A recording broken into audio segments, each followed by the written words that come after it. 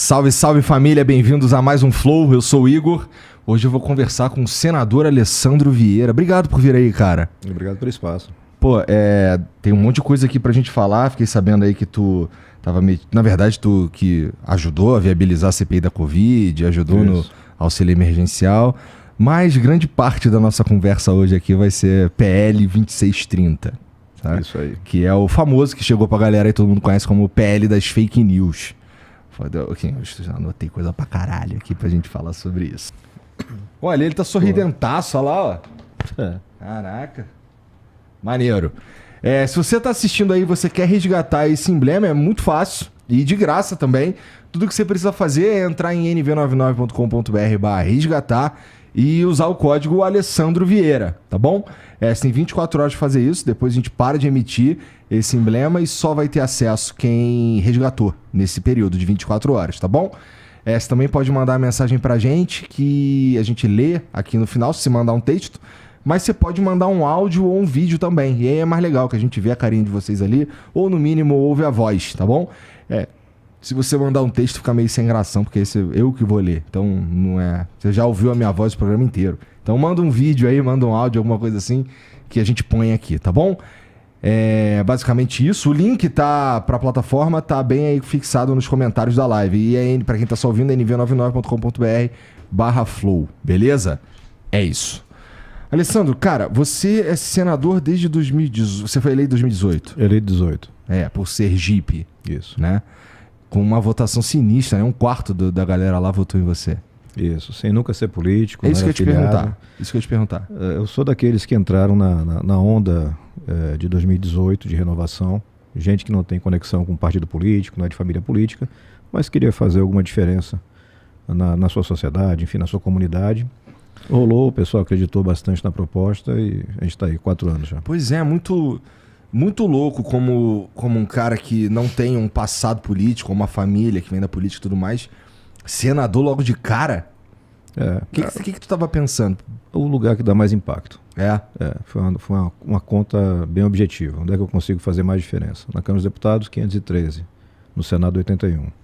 Mandato de 8 anos, então você tem um alcance e uma independência maior para trabalhar. E acho que o raciocínio estava correto. Acho que a gente tem ali no Senado hoje, talvez o maior potencial de mudança no Brasil vai estar no Senado. Entendi. Bom, é uma boa... Bom, a ideia é boa, mas também arriscada, né? Porque eu suponho que não seja muito fácil ser senador, né? Ser eleito senador. E aí, cara, tu teve lá o lance do CPI da CPI da Covid e tal. Como é que foi esse trabalho aí? Com quem tu teve que conversar? Por que te motivou? Como é que foi essa parada aí? A CPI da Covid surge da inércia dos órgãos de investigação. Então, a PGR, que é a Procuradoria-Geral da República, sequestrada politicamente, o cara não faz nada, o procurador Augusto Aras. Inquérito atrás de inquérito sendo arquivado, nenhuma iniciativa, o governo sem comprar as vacinas na velocidade que a gente queria, a CPI era uma necessidade. E como o presidente, que ainda é presidente hoje, o senador Pacheco, não instalava a CPI, eu tive que ir ao Supremo, junto com o senador Cajuru de Goiás, foi o único que teve coragem também de pegar essa cruz. A gente foi lá, o Supremo obrigou a instalação e o resto do pessoal assistiu. Coragem? Por que você acha que precisava de coragem? Porque quando você mexe com sistemas políticos que estão enraizados, sempre tem consequência. Sempre tem. E também entra muito nisso. Como você não tem vinculação política, não tem rabo preso, aí você acha certo. Fica mais fácil. Suponho que sim. Gosto de acreditar que sim. Teve também uma atuação ali no auxílio emergencial. Isso. Como chegou lá e o que tu fez para mudar?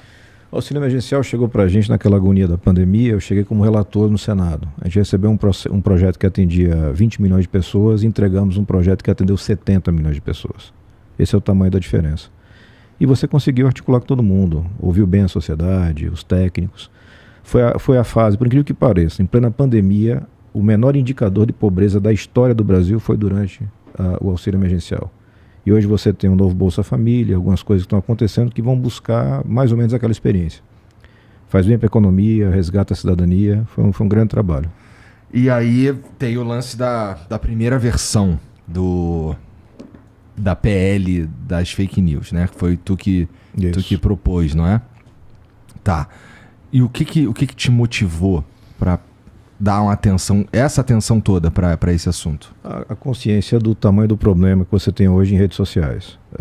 Eu sou delegado de polícia de carreira, né? Então uma das coisas que eu fiz na polícia foi delegacia de crimes cibernéticos. Então essa coisa que hoje você vê muito na mídia, estupro virtual, roubo de dados, essas coisas todas, eu já vivenciava há 10 anos atrás. E não é fácil lidar com as empresas, porque as empresas não ligam para isso. Elas ligam para o fluxo e para o lucro delas. Uhum. Então esse foi um ponto. Segundo ponto foi a grande interferência que você teve do algoritmo em eleições fora do Brasil. Mais até do que no Brasil. O pessoal atribui muito a eleição do Bolsonaro a redes sociais, mas na realidade não. Você tinha uma frustração muito grande do brasileiro. E ele foi o cara que vestiu a camisa que merecia o voto dessa frustração. Mas ele também estava profundamente envolvido, assim. Ele entendeu como funcionava redes sociais, internet, não sei o quê. Os grupos de WhatsApp. E os grupos de WhatsApp. Essa é a grande coisa. Hoje ele migrou mais para o Telegram, mas naquela época o WhatsApp. O WhatsApp é um serviço de mensageria, mas na verdade ele funciona como mural, como se fosse uma rede social. Você faz comunidades, você faz grupos, você faz lista de transmissão. E você consegue fazer ali um giro rápido de informações. E a tendência natural é você cada vez mais se agregar na sua bolha. Então, conhecendo essa realidade, como eu já conhecia por conta do trabalho, ficou muito claro que, olha, tem que legislar sobre isso. Uhum. O mundo estava começando a legislar naquela época. Uhum. A nossa proposta é muito básica, muito objetiva. Acabar com conta falsa, acabar com impulsionamento ou publicidade não anunciada, não divulgada, e as redes de transmissão também não divulgadas. Essa era a coisa, são as ferramentas da desinformação. Tá, peraí. Não tem uma linha falando de conteúdo no projeto. Tá. Uma linha. Mas aí, olha só, ok. É que isso daí, vamos lá, pelo menos talvez seja complexo para as pessoas entenderem. Você falou 3 coisas aí que são os focos, na tua opinião, da PL. Cara, isso aí, com a tua vivência nos crimes cibernéticos e tudo mais, que te indicaram esse caminho, eu suponho. Sim. Né? Tá. E, cara, mas assim, na PL, no texto que é hoje, que é muito diferente do que você propôs lá no começo, tem muito mais coisa do que isso aí que você está falando. Isso. Então, vamos lá. Você falou que não tem uma linha sobre conteúdo. Isso. Mas tem um monte de coisa que reverbera no conteúdo, por exemplo. Sim, você tem, mas para o usuário individual, reverbera em favor do usuário. Como é que roda hoje?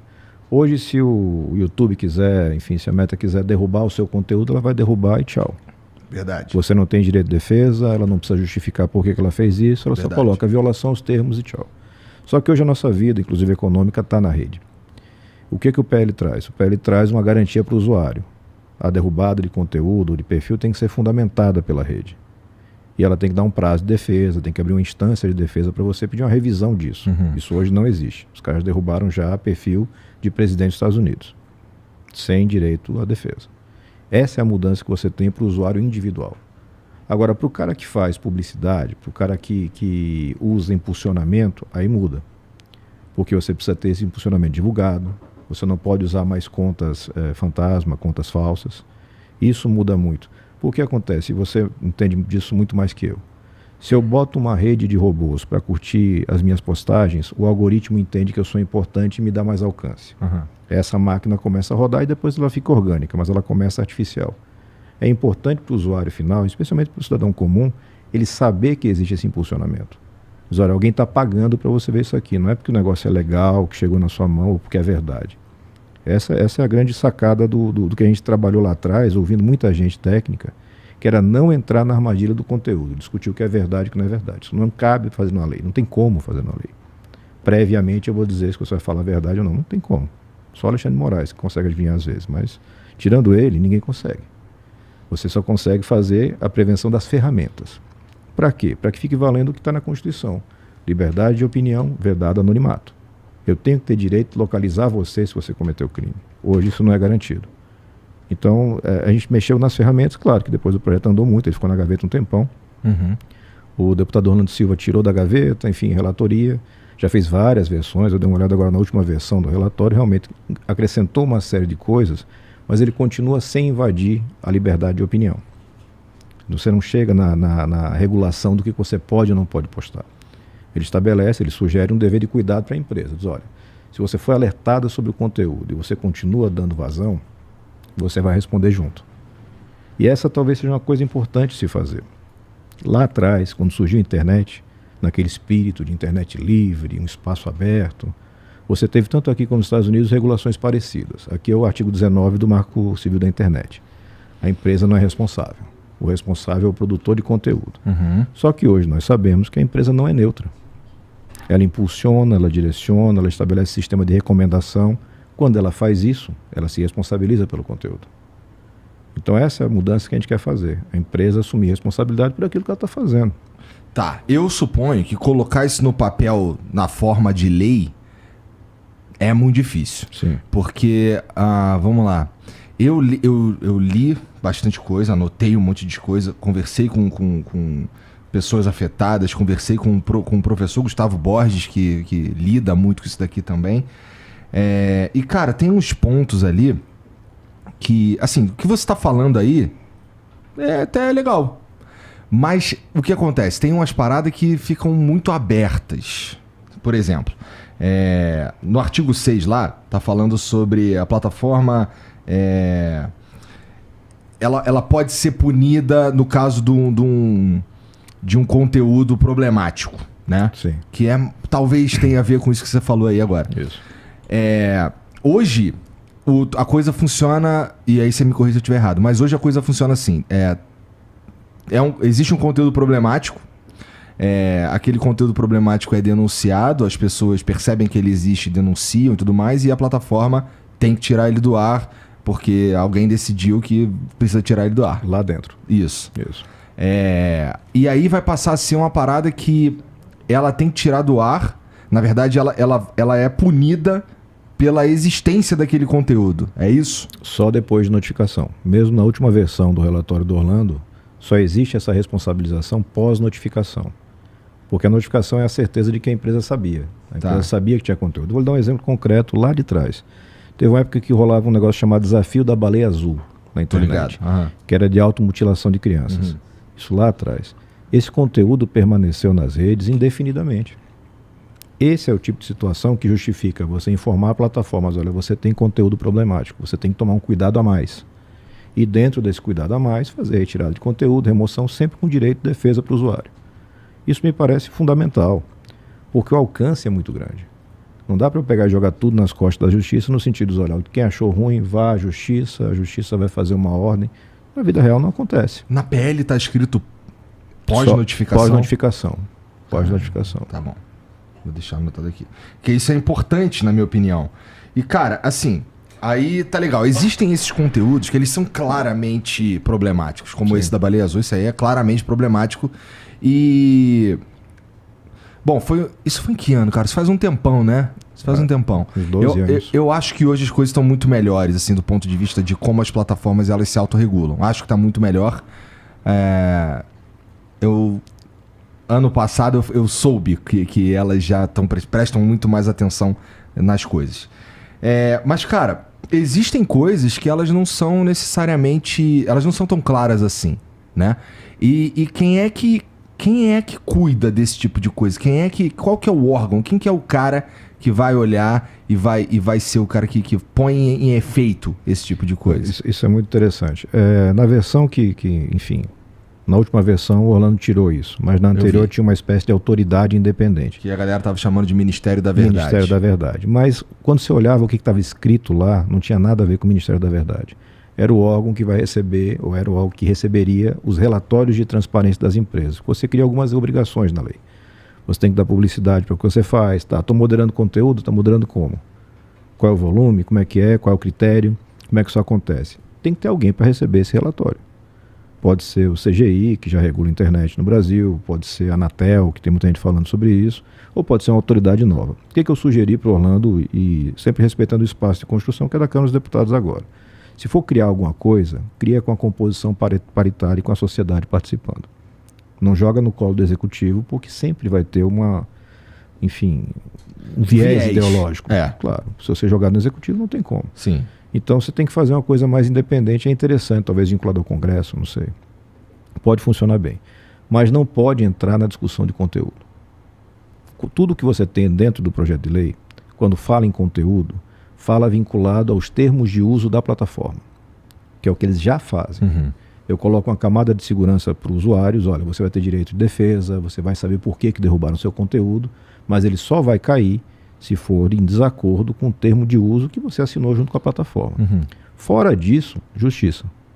Justiça você não pode, constitucionalmente você não pode tirar nada do alcance da justiça. Mas é sempre dentro de um passo a passo. Então, assim, se você tira um pouco o preconceito com o projeto, no sentido, porra, vão tumultuar meu trabalho, vão cercear minha liberdade, e para ver o que ele tem de verdade, você percebe que você tem proteção ao usuário, você tem obrigação para cima das empresas que ganham dinheiro pra caramba, já tem condições de controlar tudo, controlam tudo, mas controlam como eles querem. O cara diz, eu não quero um órgão independente brasileiro fiscalizando nada. Mas você aceita a multinacional fiscalizando? Felizão. Aí tá bom para você. Parece a Dilma reclamando quando hackearam os e-mails dela do Gmail. Você é presidente da República, usa Gmail, pô, mas você quer sigilo no seu e-mail? Não tem. Então, assim, tem algumas coisas que é muito... esse desconhecimento do que é hoje a internet. A internet é um super negócio, ele é totalmente enviesado de acordo com interesses econômicos e eventualmente ideológicos. Hoje você tem alguns estudos nos Estados Unidos mostrando um viés ideológico de algumas plataformas mais progressistas, na campanha Trump-Biden, e que agora tem uma reversão com o Musk comprando o Twitter e jogando para cima as regras todas, né? Então, tem esse viés. Mas na lei, no PL, tá muito em aberto esse lance de quem vai regular essa parada. Tá, mas tá assim, tá super em aberto. Ao ponto de... Isso é muito importante. Isso é um ponto muito importante que eu acho que, inclusive, precisa ser conversado antes de aprovar essa parada aqui. Porque se a gente coloca... Tá bom, a gente aprova que tá escrito assim, a ser regulamentado, alguma coisa assim, não é? Significa que a gente aprova isso aqui primeiro, depois a gente vê que quem é que vai regular essa parada aqui, vamos legislar de novo pra ver quem vai regular isso aqui, não sei o quê. Pra mim, até menos estranho. Isso. E quando você diz regular depois, pode ser decreto. Pode ser só o executivo regulando. Exatamente. Então, assim, eu acho que com toda boa fé, com toda boa intenção, o deputado Orlando avançou muito em uma série de fatores, e quanto mais você avança, mais você tem que negociar. E vai virando a coxa de retalhos. Quando você está legislando sobre uma coisa complexa, o ideal é você falar o mínimo possível. Objetivamente, os pontos que são fundamentais. O que é fundamental? Não posso ter conta falsa. A plataforma tem que identificar quem é o usuário, para fins de responsabilização futura. Eu não posso ter rede de robôs não identificados e a dona Maria achando que aquilo é um super sucesso, quando na verdade é um cara que pagou para ter usuário indiano. Então essas coisas objetivas, elas já geram um grande impacto. Na minha visão, um impacto suficiente. Se você consegue consenso para avançar em outras coisas, de transparência, tá massa. Transparência de algoritmo, a Europa está falando muito sobre isso. É uma coisa sensível, porque é o coração do negócio do cara. Que Exatamente. Transparência é essa? Ele vai Quem vai acessar isso? Isso. Né? Então, assim, algumas coisas têm uma sutileza que talvez você não consiga legislar. E aí cai para a autorregulação das empresas, aquela coisa toda. Mas eu não posso transferir para uma plataforma estrangeira o direito de definir o que é visto e o que não é visto no Brasil. Eu não posso fazer isso. Porque a gente sabe, de novo, você sabe mais que eu, o cara derruba seu alcance ou levanta seu alcance como ele quer. Não é uma coisa palpável, né? Impressa e auditável, para citar Jair Bolsonaro. Né? Não é. É uma coisa aleatória, tem uma série de vieses ali, e o usuário final é quem menos sabe. A gente tem que proteger, porque hoje assim, a nossa vida está no ambiente digital. Você não tem mais aquela coisa, não gosto desse troço, não quero saber. Não tem, o seu banco é digital, o seu trabalho é digital, o seu entretenimento é digital. Não tem alternativa. Eu tenho que educar essa população e tenho que proteger num certo nível, naquilo que a democracia permite ter proteção. Porque depois, num certo limite, é o direito da pessoa, até de se dar mal, a pessoa tem direito. Sim. Interessante você falou, parafraseando aí o Bolsonaro, do impresso e auditável, porque tem um outro artigo, que eu anotei, mas sei lá, cara, é artigo pra cacete, que fala sobre ataques, que assim, acho que é o risco sistêmico. Risco sistêmico, isso aí. Ou ainda estamos no dever de cuidado. Que fala sobre, vamos lá, as plataformas precisam agir no caso de um ataque ao Estado Democrático de Direito. Isso. E a lisura das eleições, não sei o que, tudo isso aí. E aí, cara, se a gente não define legalzão o que é isso aí, a gente vai criar o seguinte cenário. Ó, vamos lá. Estamos aqui conversando aí você. E aí eu acho que era legal se... Eu gosto mais do voto impresso. Vamos dizer, tá bom? Gosto mais do voto impresso. E aí a gente tá aqui debatendo essa parada. A plataforma, com cagaço, ou de sofrer sanção, de qualquer coisa assim, pode fazer com que esse meu conteúdo seja visto como um ataque à lisura das eleições. Não é essa palavra que eles vão lá. Ou, vamos dizer que a plataforma não, mas alguém pode achar que sim, e acabar com o meu conteúdo, que é aquilo que você está falando aí, que não era o foco da parada. Isso, e eu entendo. Então, cara, assim, tem algum... Por exemplo, nesse caso específico, a gente tem uns problemas aqui de definição do que é o quê. Algumas coisas a lei já define. Então, a gente tolerou durante um ano a galera acampada na frente do quartel pedindo golpe militar. Sim. Pedir golpe militar é crime. De fato. Não tem o que fazer. Se eu falar que não gosto da urna eletrônica, que eu não confio na urna eletrônica, não é crime. Exatamente. Não é crime. Agora, se eu demando alguma ação contra o resultado das eleições, fora as ações judiciais, eu estou cometendo crime. Uhum. Então tem um limitador aí que, no final das contas, a justiça é quem vai dizer. Não tem como fugir disso. E aí você cai naquilo que eu já falei. Diz, olha, para retirar o seu conteúdo, vai ser de acordo com o termo de uso que você assinou. E fundamentado. Então, digamos que você falou aqui, pô, não confio na urna eletrônica. Uhum. Derrubaram o seu conteúdo. Você agora vai ter uma fundamentação. Você vai poder acionar, inclusive, a plataforma para recuperar seu conteúdo, para ser reparado o dano que você sofreu. Mas hoje se você não tem Estado nada. Isso daí? Mas como o Estado vai ter esse acesso? Se ele não pode fazer isso? Ele não tem nem ferramenta para fazer isso. A lei não cria esse poder para o Estado. Não tem espaço. Sério? Porque a lei 100%. Parece que cria esse poder. É muito mais uma... Você criou uma onda em cima desse projeto. É um projeto que é interessante porque, assim, deve ser a primeira vez que você tem que enfrentar as empresas. Na primeira votação, quando foi aprovado no Senado, lá em 2020, a gente já tinha vídeo de fake news feito pela Meta, rolando no WhatsApp. Eles publicam conteúdo de desinformação sobre o projeto. O projeto não tem isso. Então ele não dá para o Estado o direito de remover nada. Quem tem direito de remover é a empresa, de acordo com o termo de uso, ou a justiça, conforme decisão. Sempre vai estar fundamentado. Quer dizer, o usuário sai da posição que ele tem hoje, é inércia. Hoje o usuário não tem direito a nada. Nem a informação. Quer dizer, por que derrubaram meu conteúdo? Não sei. Por que restringiram meu alcance? Não sei. Vai passar a ser necessário fundamentar. Com a fundamentação você tem ferramentas para recorrer. É isso que tem que funcionar numa democracia. Porque a gente tem uma visão da internet como sendo neutra, e eu repito, a internet não é neutra. Ela não é neutra. Ela vai distribuir seu conteúdo de acordo com uma série de fatores. Pode ser econômico, pode ser viés ideológico, mas ele vai ter os fatores dele. Uhum. Com certeza. E a gente sabe o tamanho do prejuízo que isso pode causar. Tá. Cara, mas você desculpa, cara, mas é que eu ainda acho que tem aqui... Porque assim, eu peguei a PL, eu li pra caralho aquela parada ali. É complicado, difícil de ler, tem umas referências a leis externas, não sei o quê. Isso. E assim... Parece muito que a gente tá fazendo estamos abrindo... Não tô dizendo que é o objetivo, tá? Sim. Mas abrem umas brechas ali, na minha opinião, e pô, você vai saber melhor do que eu, que parece que, de fato, assim, o Estado, ele começa... Assim, vamos lá. O Estado aperta a plataforma para ela cuidar disso aqui. O Estado apertando a plataforma para ela cuidar disso aqui, ela vai com medo, ou para se resguardar, ou para não ter prejuízo financeiro, etc., ela tende a apertar o cerco em volta de todo mundo. Aqui no Flow, eu converso com um monte de gente. Estou conversando com o senador Alessandro hoje, conversei com os candidatos à presidência no ano passado. Então, assim, uma galera que assim, pensa diferente, às vezes pensa fora da corrente dominante do momento. E se o Estado tem uma possibilidade de exercer qualquer poder sobre qualquer narrativa, a gente tem um problema. Claro, claro. Isso é uma preocupação natural, mas com absoluta certeza. Não tem no texto da lei nada que dê ao Estado esse poder. O que você muda é essa coisa da empresa não ter responsabilidade. Uhum. E essa mudança necessária está acontecendo no mundo inteiro. Todo mundo entendeu já que essa parada não é neutra, pelo contrário. Você teve por alguns movimentos, e não tem nada a ver com ideologia, isso é muito importante as pessoas entenderem. Pô, essa parada de esquerda, essa parada de direita, não. É uma ferramenta. Ferramenta, quem pagar pela ferramenta tem.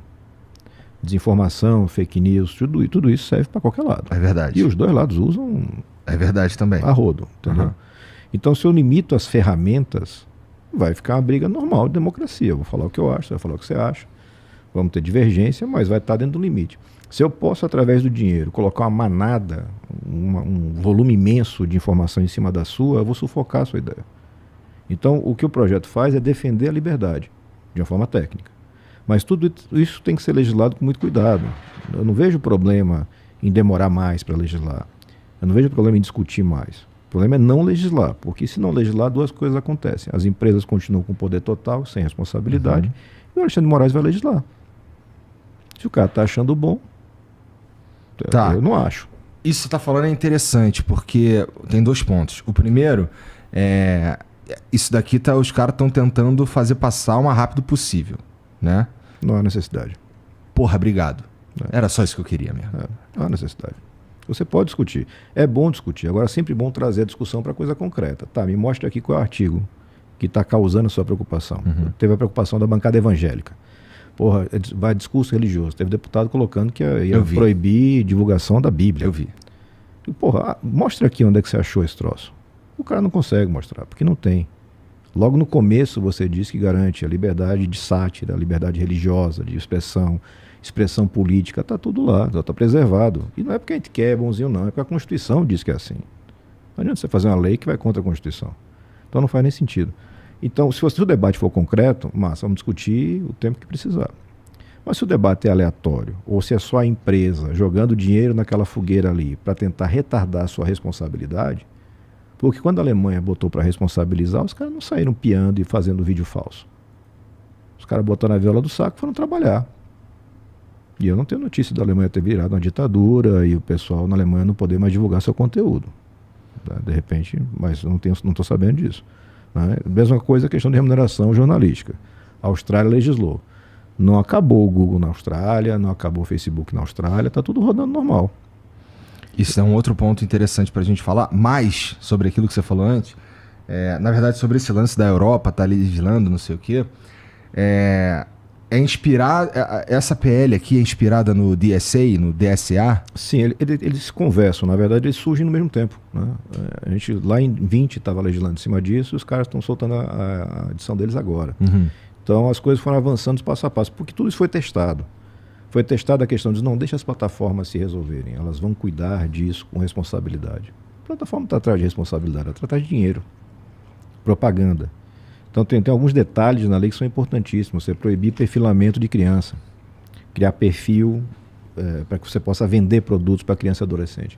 Isso é importante demais, porque hoje quem está formando a sociedade não é mais a família, a escola, quem está formando é a rede. Todos os valores, a convivência, os exemplos, eles estão vindo do digital. Então tem que ter um mínimo de regulação e transparência nessa parada. Porque senão você, enfim, vai criando pessoas descontroladas, problemas de expectativa irreal de vida. Tudo isso que a gente está vendo, aumento de depressão, aumento de tudo mais. Então legislar com organização, com calma, olhando para o que está sendo feito fora do Brasil, mas entendendo algumas coisas que são muito básicas. Olha, essas empresas não são vítimas inocentes que têm que continuar sendo tratadas com isenção de responsabilidade. Não faz sentido. Eu preciso regular alguns conteúdos sob o ponto de vista de acesso de crianças e adolescentes. Também acho que é uma coisa muito consensual.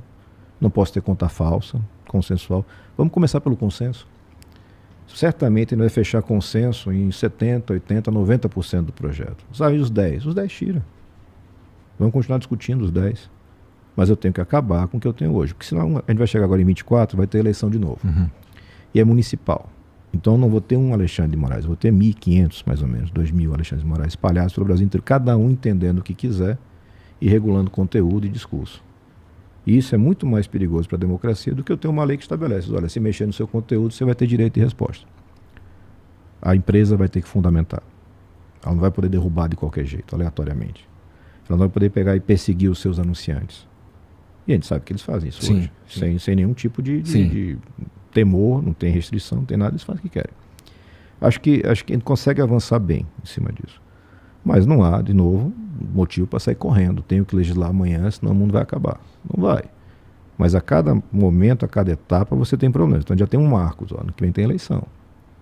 Começa de novo esse roteiro de conta falsa, desinformação, ataques à reputação, e você não consegue localizar quem é quem. Sim. O alcance da ofensa sempre é muito maior, porque engaja muito mais você vê uma ofensa do que você vê uma explicação. É muito mais interessante para todo mundo, né? A gente é humano, a gente quer ver a fofoca. A gente não quer ver a explicação do que aconteceu de verdade. Então acho que tem que avançar, mas com organização, não precisa correr não. O DSA, que é essa lei lá da Europa e tudo mais, isso é uma parada, é um contraponto interessante aqui. A gente quer fazer, vamos lá, vamos dizer que essa PL seja aprovada amanhã. Sim. Aí todos os efeitos dela entram em vigor em, acho que no máximo 90 dias, não é isso? Isso, algumas coisas automáticas, outras 90 dias. Pois é.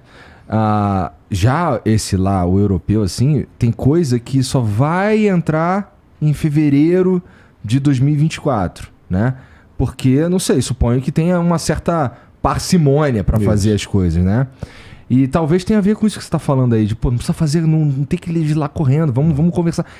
Isso, inclusive, é uma das principais críticas, pelo menos assim, das que eu ouço de pessoas que não estão enviesadas ou que não são, sei lá, do próprio professor que conversou comigo, Gustavo Borges, ele tá falando, cara, tá uma correria, que essa correria que é o problema número 1, porque aí vai passar um monte de jabuti na parada, que assim, tem um monte de jabuti aqui também, né, Alessandro? Tem interesses que vão surgindo. E aquela coisa, o cara quer formar a maioria para aprovar a lei. Então, você entra direitos autorais. Cara, o que você está fazendo nessa PL? Não tem nada a ver com esse projeto. É absolutamente meritório. Acho que é importante legislar. O que quer dizer meritório? Meritório quer dizer que é bom. Eu acho que é bom. Tá, mas não tem que ser agora. Uma lei separada? Vamos fazer uma lei separada. A gente está até com, o compromisso de apresentar um projeto no Senado só para cuidar disso. Vamos discutir direito autoral no streaming, como é que isso vai funcionar. Beleza. Agora, sair empurrando as coisas para aproveitar o trem, é o risco de você aumentar o erro. Legislar com velocidade demais, usar termos inadequados, abrir margem para interpretação, alguma coisa inconstitucional. Então, dá para ir mais devagar, do seu ponto de vista de organização do texto, mas não dá para abrir mão de legislar. Porque se não legislar, a justiça vai fazer o que der na telha. Porra, cara.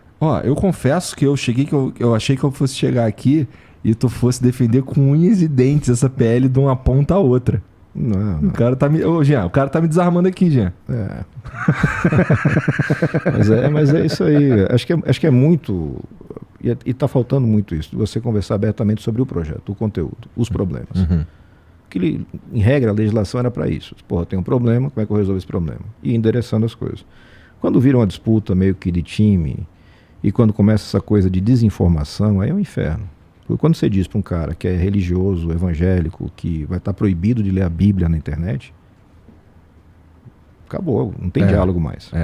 Não, as minhas questões com isso daqui são mais porque pelas interpretações em aberto que surgem, que estão aqui. E assim, quando a gente fala que vai valer e numa regulamentação que a gente vai fazer depois. Putz, cara, assim, eu não quero isso.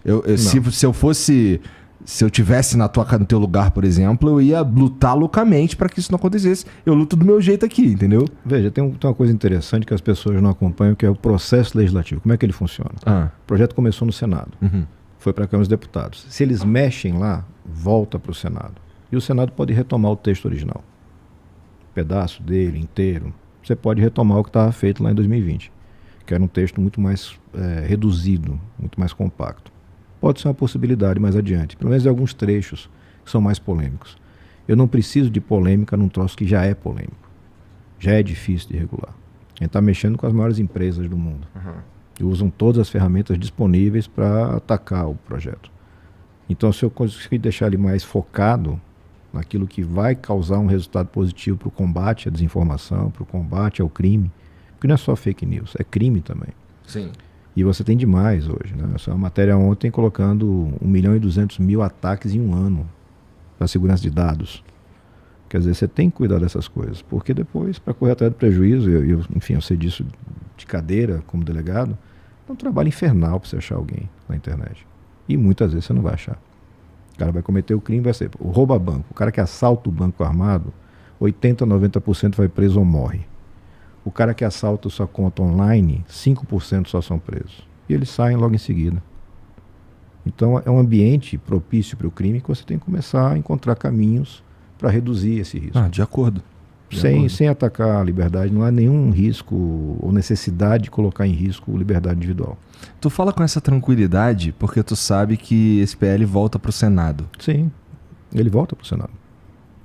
Então, assim, para voltar ele tem que ser aprovado na Câmara, senão ele morre lá.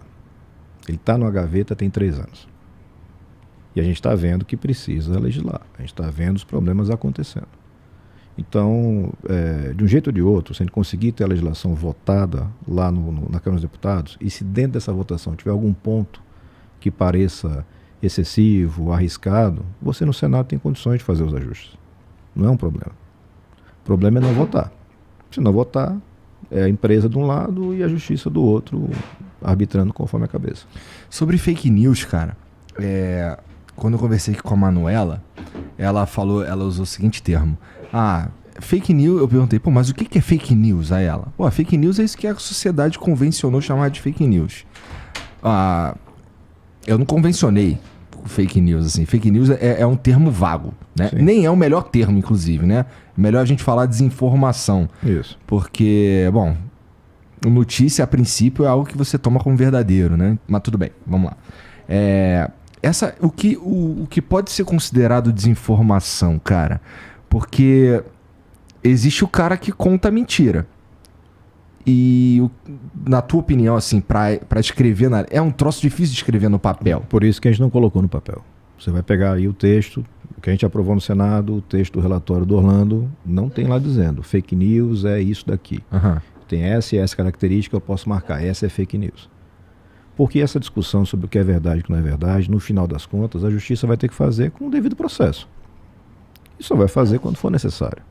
Então, onde é que você vai ter uma desinformação? Quando eu pego, por exemplo, o assunto vacina, e não estou falando da vacina da Covid, que foi feita correndo por causa do desespero da pandemia, mas todas as vacinas, elas sofrem um ataque, existe um movimento global anti-vax, que ataca a vacina da polio, por exemplo.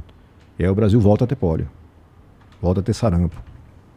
Então essa é uma desinformação perigosa para a saúde pública. E ela é detectável pela rede. A rede vai identificar, esses perfis estão divulgando.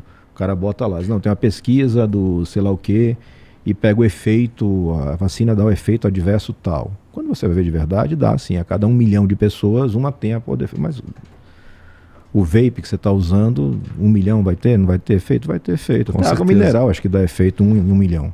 Então assim, essa desinformação, e a gente tem que lembrar, hoje as pessoas se informam, se educam pela internet. Verdade. E recebem na sua bolha aquilo ali e dizem, pois é verdade, foi a palavra, Deus desceu, as tábuas estão aqui, é isso aqui.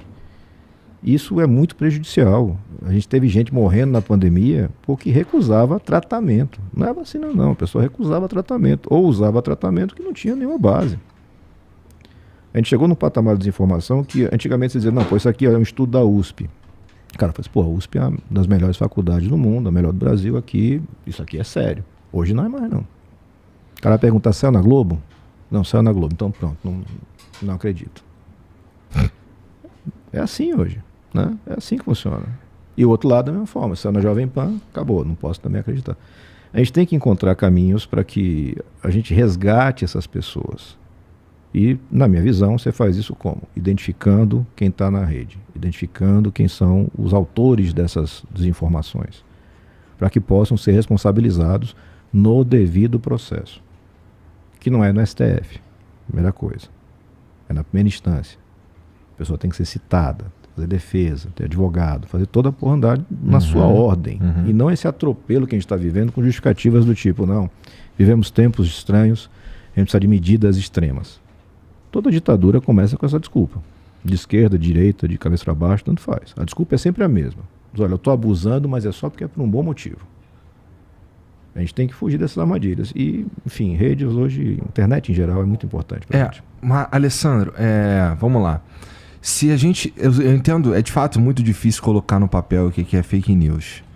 Mas não colocar é perigoso, já que a gente está legislando sobre isso, né? Por quê? Vamos lá. Vamos falar sobre o lance da parte jornalística da coisa. Existem portais, a gente sabe, que não só são extremamente enviesados, como também entregam umas notícias esquisitas, Sim. tá? Ok. Essas notícias esquisitas, quando feitas por um portal X, elas têm um certo valor jornalístico que acaba protegido pela PL também, do jeito que eu entendi, que é lá no artigo 32, que assim, vamos lá, se existe esse tipo de conteúdo na plataforma, vamos lá, digitei no Google qualquer coisa e fui na parte de notícias ali. Pô, se tem alguma coisa indexada desses portais, a gente tem um problema aí que cara, como é que o Google, porque ele faz o quê? Tira isso do ar? Ele não indexa isso daí? Como é que vai funcionar essa parada? Porque, assim, é um texto jornalístico, e pode ser argumentado isso, né? E, portanto, deveria estar ali e, inclusive, receber por isso. Sim. Né? Pô, é uma sinuca de bico isso, cara. O que acontece? Eles estão identificados. Então, Mas e se eu faço amanhã qualquer parada assim? Aí o usuário individual é uma coisa, o Flow já é outra diferente. Uhum. Flow hoje é uma pessoa jurídica, vamos dizer assim. Sim, né? Então, sim. a responsabilidade, e está muito clara a responsabilidade. Né? Olha, a pessoa é o Igor, ele fez isso, e isso foi considerado pela justiça como crime, e ele vai ter a sanção. Tem um passo a passo nisso. Uhum. Não existe o risco de alguém, o Ministério da Verdade decidiu que o Igor não pode mais fazer isso aqui porque ele está dando opinião demais sobre a economia do Lula, sei lá. Não tem como fazer isso. A lei não cria isso.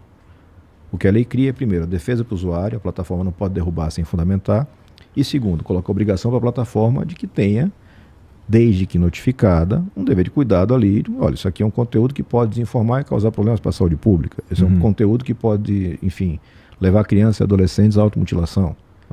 Isso tem que ter uma atenção maior.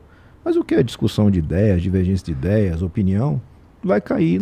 E aquele texto jornalístico problemático lá, você ia falando que... A empresa fica responsabilizada, a empresa jornalística. Que eu não posso responsabilizar o Google a priori. Veja, o Google indexou notícias. E está lá, Portal Globo, UOL, Jornal da Cidade Online, Revista Oeste e tal, um pessoal que é mais polêmico. E dentro daquilo ali tem um conteúdo que depois se verifica, olha, isso aqui era mentira, desinformativo, ou era ofensivo, tanto faz. A responsabilidade aí é da empresa lá, que é a autora do conteúdo. Ela está identificada. O projeto não se preocupa porque essa turma está identificada. O problema é quando eu tenho na rede uma onda de desinformação e ela é não identificada. Aquele milhão de usuários que brota do nada. Então, por exemplo, eu dou essa entrevista aqui, é certeza. Nós tá só conversando. No meu perfil, esse bate-papo aqui, meu perfil vai estar lá o cacete comendo. Né? E aí você vai olhar perfil, o cara não tem nenhum seguidor, nunca postou uma foto. É perfil criado na semana passada, criado hoje. Como é que eu vou localizar esse cara se ele xingar minha mãe? Não vou saber nunca onde é que eu vou achar esse cara. Mas se é o Jornal da Cidade Online, para dar um exemplo, eu sei onde é que está e posso processar.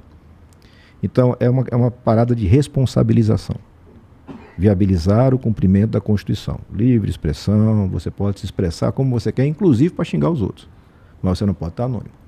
Inclusive para cometer crime. Você tem liberdade. O livre-arbítrio é seu. Mas você não pode ficar longe de responsabilização, escondido numa camada de segurança da internet. É isso que a gente quer evitar. Porque se você evita isso, você fez aí mais da metade do serviço. Porque o cara, sabendo que ele vai ser identificado, ele já se restringe. Quer dizer, não vou postar isso. Porque se eu postar, o cara vai me achar. Ele me achando, enfim, vou tomar um processo, vou tomar um soco, vou tomar qualquer coisa. O cara vai me achar. Hoje não é assim.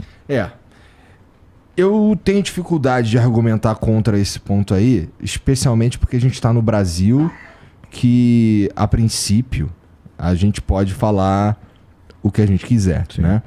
Existem lugares no mundo que isso não é verdade, né? Tá bom. Mas vamos lá. Só para eu entender, porque essa parte eu não entendi mesmo. O lance das plataformas terem que pagar as agências de notícia e tudo mais, isso como que funciona? Porque é isso que eu tô falando, assim, eu digito uma parada, vou na parte de notícias, o que tá ali tá sendo remunerado? É isso que prevê? Basicamente você induz as plataformas a negociar acordos de remuneração com os produtores de conteúdo jornalístico. Tá. Então a plataforma ganha engajamento, ganha permanência do usuário por conta daquele conteúdo que está sendo consumido e que não foi ela que produziu. foi um terceiro. Então você tem que construir um caminho de remuneração. Não é uma coisa trivial, pouca gente legislou sobre isso. Eu acho desnecessário, inclusive, Alessandro. Assim, eu quero ouvir mais sobre isso, porque na minha visão leiga, assim, eu acho que, vamos lá, o trabalho do Google ali é basicamente indexar as paradas na parte de notícias. E aí o portal e tudo mais vai ganhar quando o usuário acessa, então ele ganha. Isso. Né? E agora o que a gente está tentando fazer é fazer com que eles ganhem só de estar indexado. Não, é o acesso. O acesso, o cara precisa clicar. Primeiro ponto, isso não está no projeto que a gente votou no Senado. Tá bom. Não está, não é nosso. É um projeto que tem um conteúdo que tem sua importância, mas é extremamente difícil, até porque você tem que definir valores, percentuais, como é que é isso. Regular. Regularemos tá não sei lá quando. nessa. Então, esse ponto, inclusive, está lá é sim. muito difícil de resolver isso, né? O que a gente viu na experiência da Austrália foi que não teve problema, as empresas se ajustaram entre si e a coisa fluiu normal. Teve o mesmo rolo de ameaças, vamos parar vou tirar o Google da Austrália. Não tirou porra nenhuma e está funcionando até hoje, só que estabeleceu um roteiro. Me parece que a preocupação maior que eles têm é de você ter o conteúdo deles utilizado por terceiros. Você tem hoje vários pseudo-produtores de conteúdo que não produzem porra nenhuma. O cara só faz copiar, colar e jogar. A internet aí é copiar. Esse rodar ali. Então, acho que é muito mais isso do que você taxar o acesso ao portal. Mas não está definido na lei, a lei não é clara o suficiente, na minha visão, pelo menos, não é clara o suficiente. E eu, particularmente, acharia melhor ter um pouco mais de cuidado com isso. Também acho. Para estabelecer critérios. E eu vejo, assim, depois de um momento de maior tensão ali, as plataformas hoje estão mais receptivas a sentar e traçar propostas conjuntas. Até porque eles já entenderam que a parada vem. Isso você está falando agora que o Orlando ressuscitou. Lá no começo, tu tinha muita resistência. A resistência era absurda. A primeira votação no Senado, a gente conseguiu aprovar e tudo, mas foi um estresse grande, porque as plataformas eram extremamente reativas. Veja, eu sou do tempo que a gente recebia ordem judicial para identificar perfil e a empresa dizia, não cumpro. Eu só respondo à lei de Santa Mônica, na Califórnia. Era assim que o Facebook respondia lá atrás. Aí as multas foram subindo de valor, eles começaram a moderar as coisas.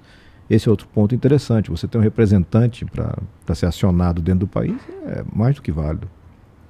Não é válido você dizer o que? Eu preciso ter os servidores no Brasil, que teve proposta, teve emenda na época nesse sentido. Não preciso.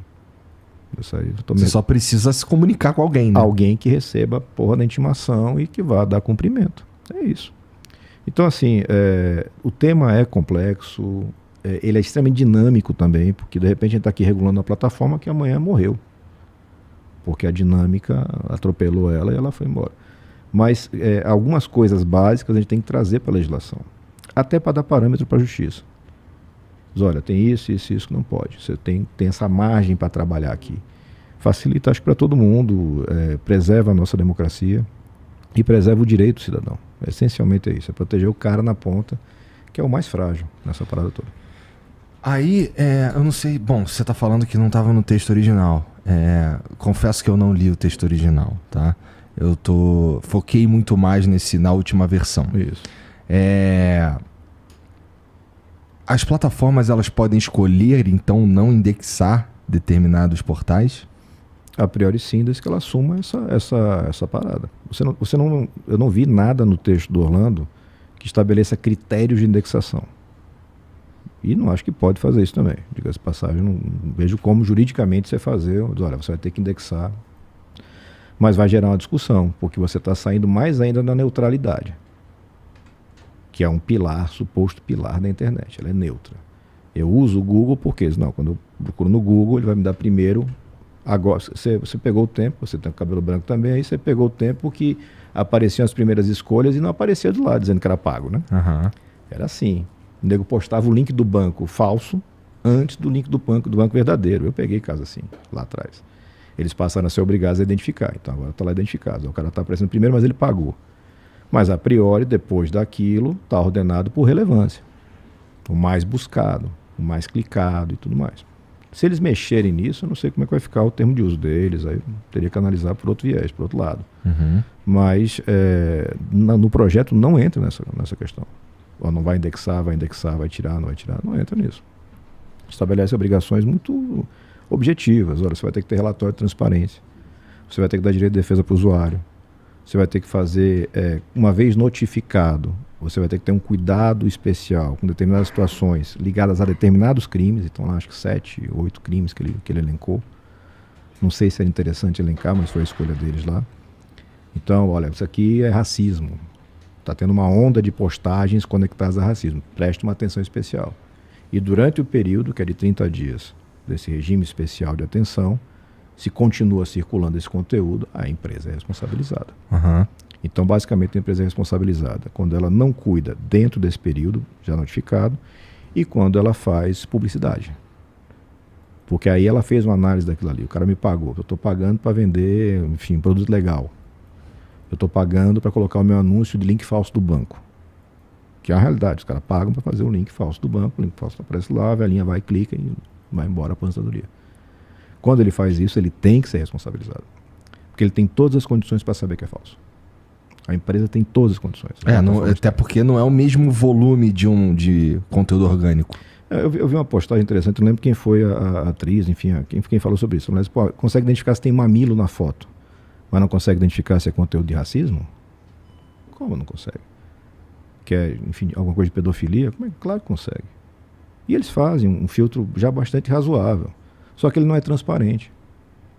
E eu preciso de transparência, porque as pessoas vivem hoje nas redes. Eu preciso de transparência para poder aferir. Diz, olha, essa empresa é séria, ela está bem intencionada, não consegue evitar tudo, mas ela faz um trabalho sério para evitar ou não. Eles não fazem trabalho de porra nenhuma, eles mudam como quer.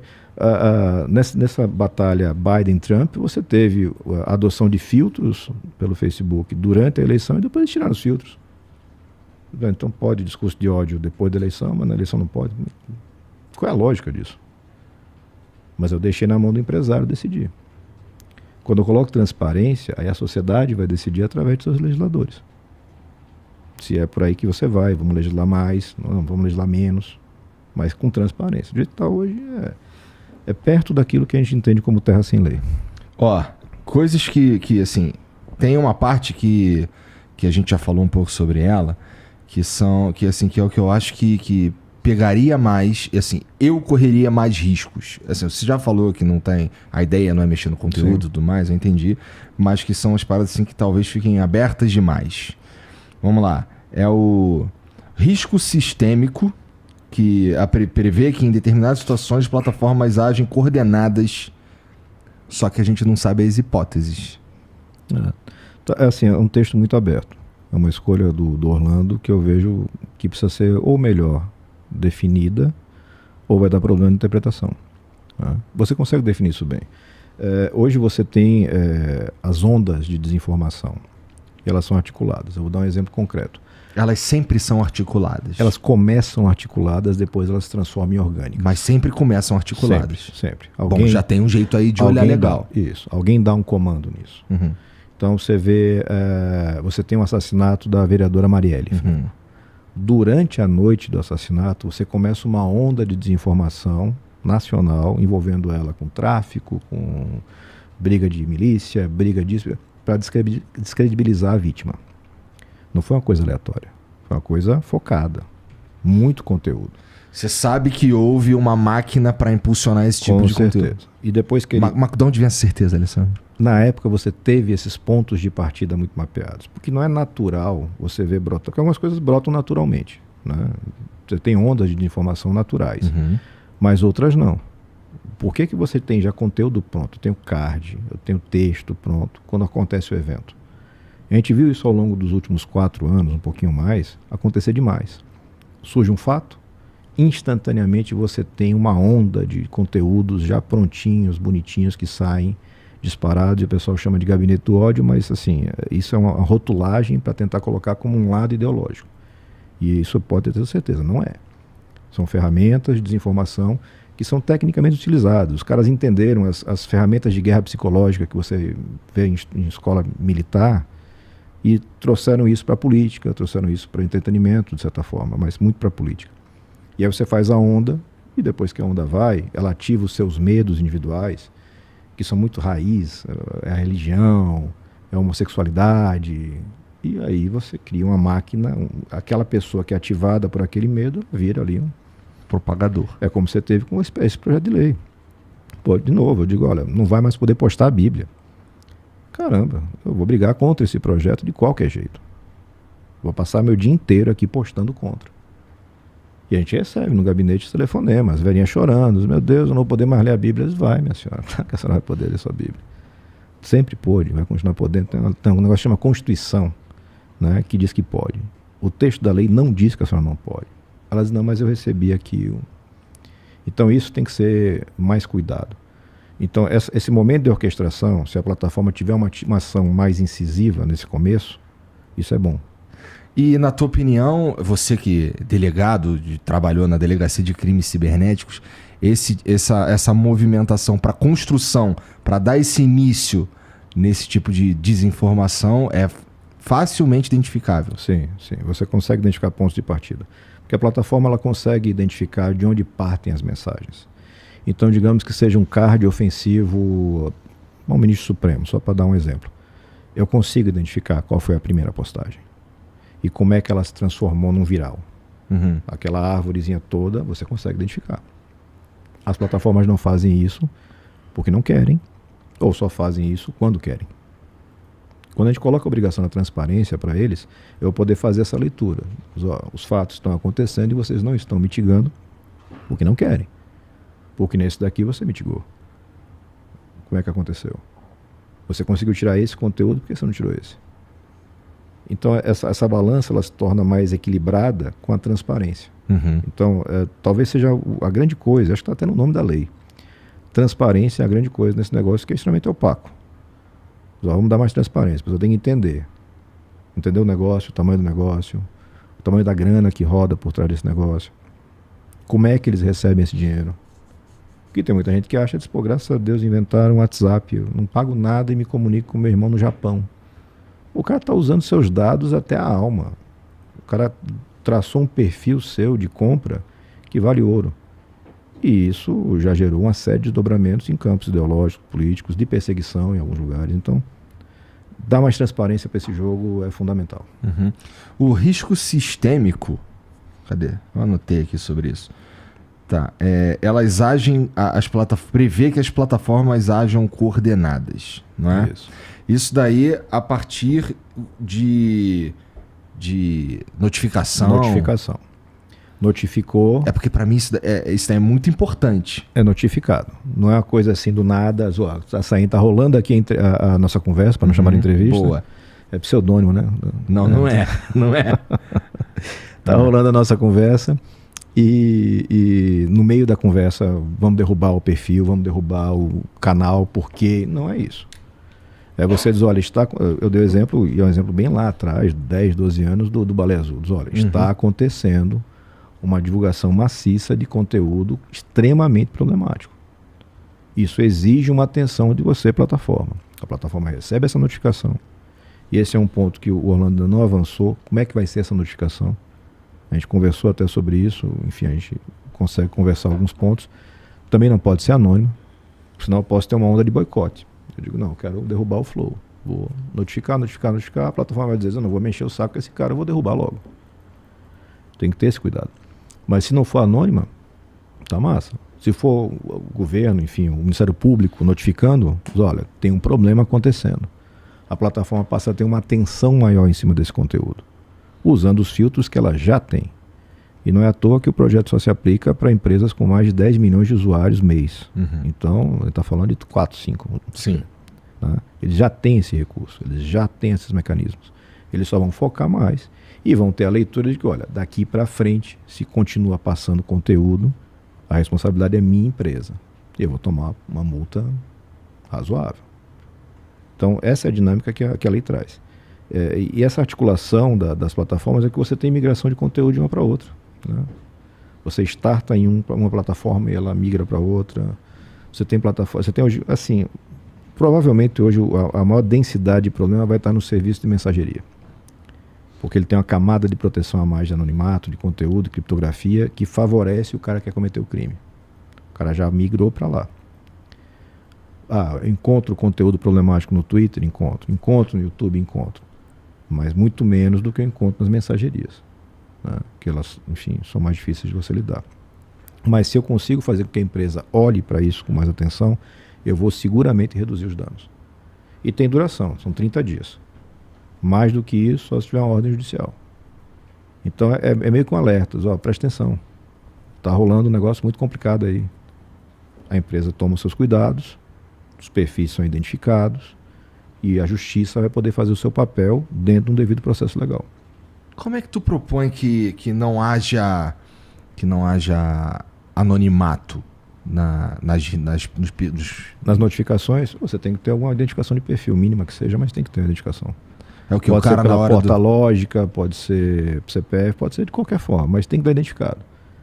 Porque eu tenho que ter a malícia de entender, olha, isso pode ser usado contra um perfil, ok. E já se usa hoje. A gente sabe que hoje em dia o cara já faz campanha para derrubar perfil do cara que você não gosta. Você bota denúncia, eles derrubam para depois ver o que aconteceu. Acho que, assim, é literalmente o texto da Constituição.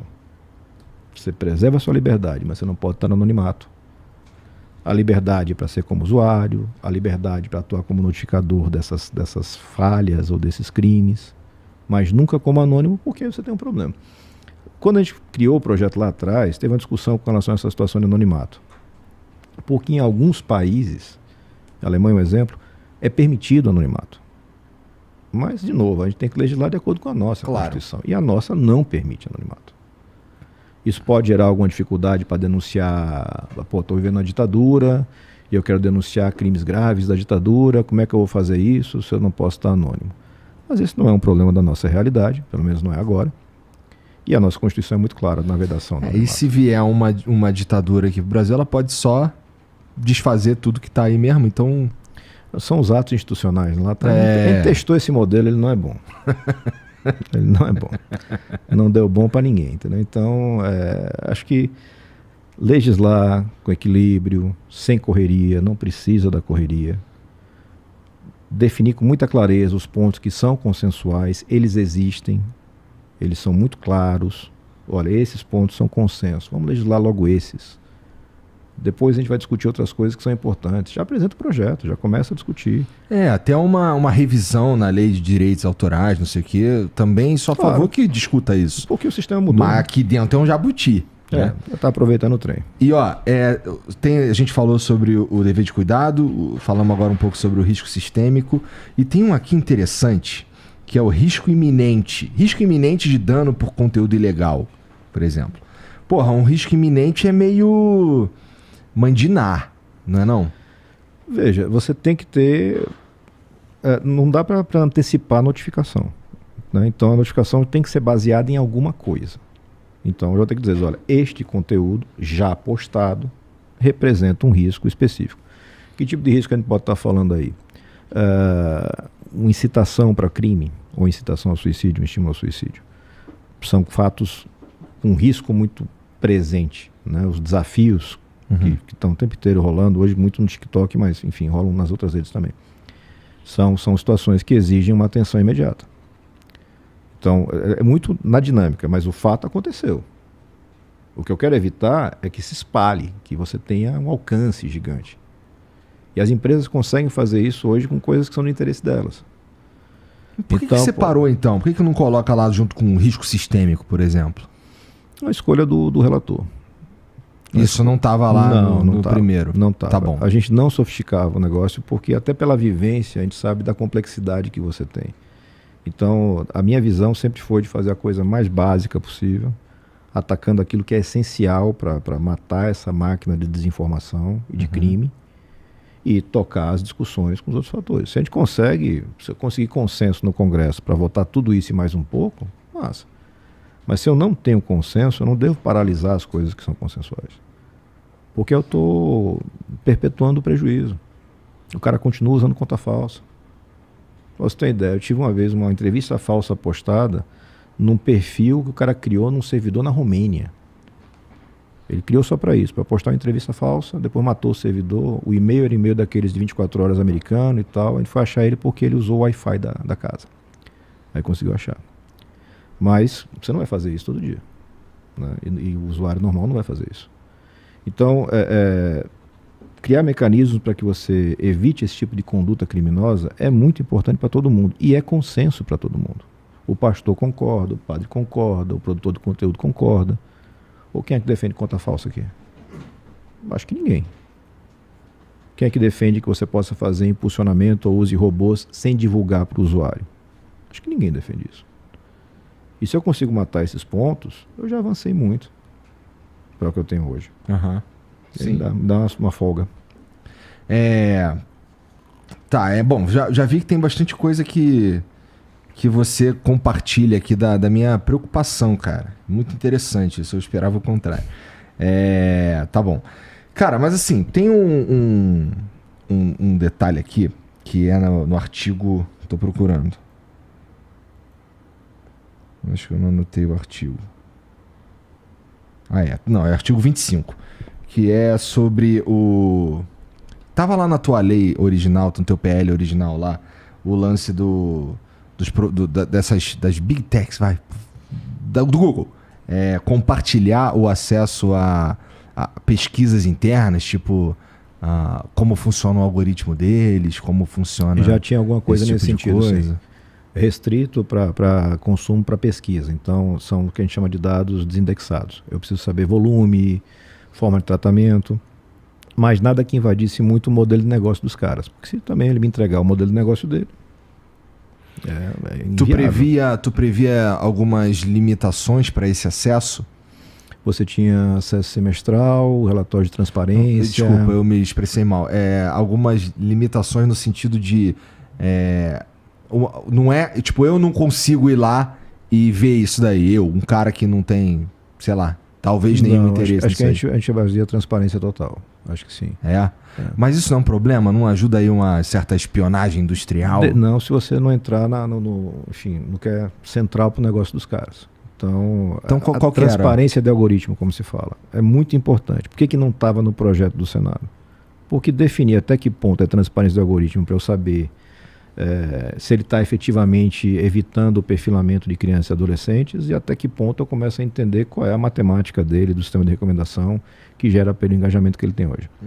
Então eu não conseguia fazer isso, a gente não conseguiu fazer, a gente não legislou sobre isso. O Orlando avançou no sentido de que não dá para legislar e colocou no texto. Eu acho que se hoje eu tiver condições, e aí você vai ter que ter alguém para fazer essa leitura, enfim, pode ser o GSI, pode ser, enfim, CGI, desculpe, pode ser a Anatel, pode ser qualquer um, para receber esse relatório de transparência avaliados, olha, a empresa tem X milhões de usuários, ela faz a verificação, ela atendeu as notificações, quando ela derrubou as contas, o Face trazia para a gente números astronômicos. Olha, derrubamos por mês 1 milhão de perfis, não sei o que e tal. Tá, mas qual é a fundamentação para derrubar isso? Então, esse nível de transparência que a gente quer ter para consumo acadêmico, a priori, para você entender como é que funciona, para você sugerir mudanças, sugerir melhorias. Mas você não pode arriscar o negócio dos caras também. Eu não posso dar, você usou o segredo industrial, não posso dar a fórmula da Coca, não posso.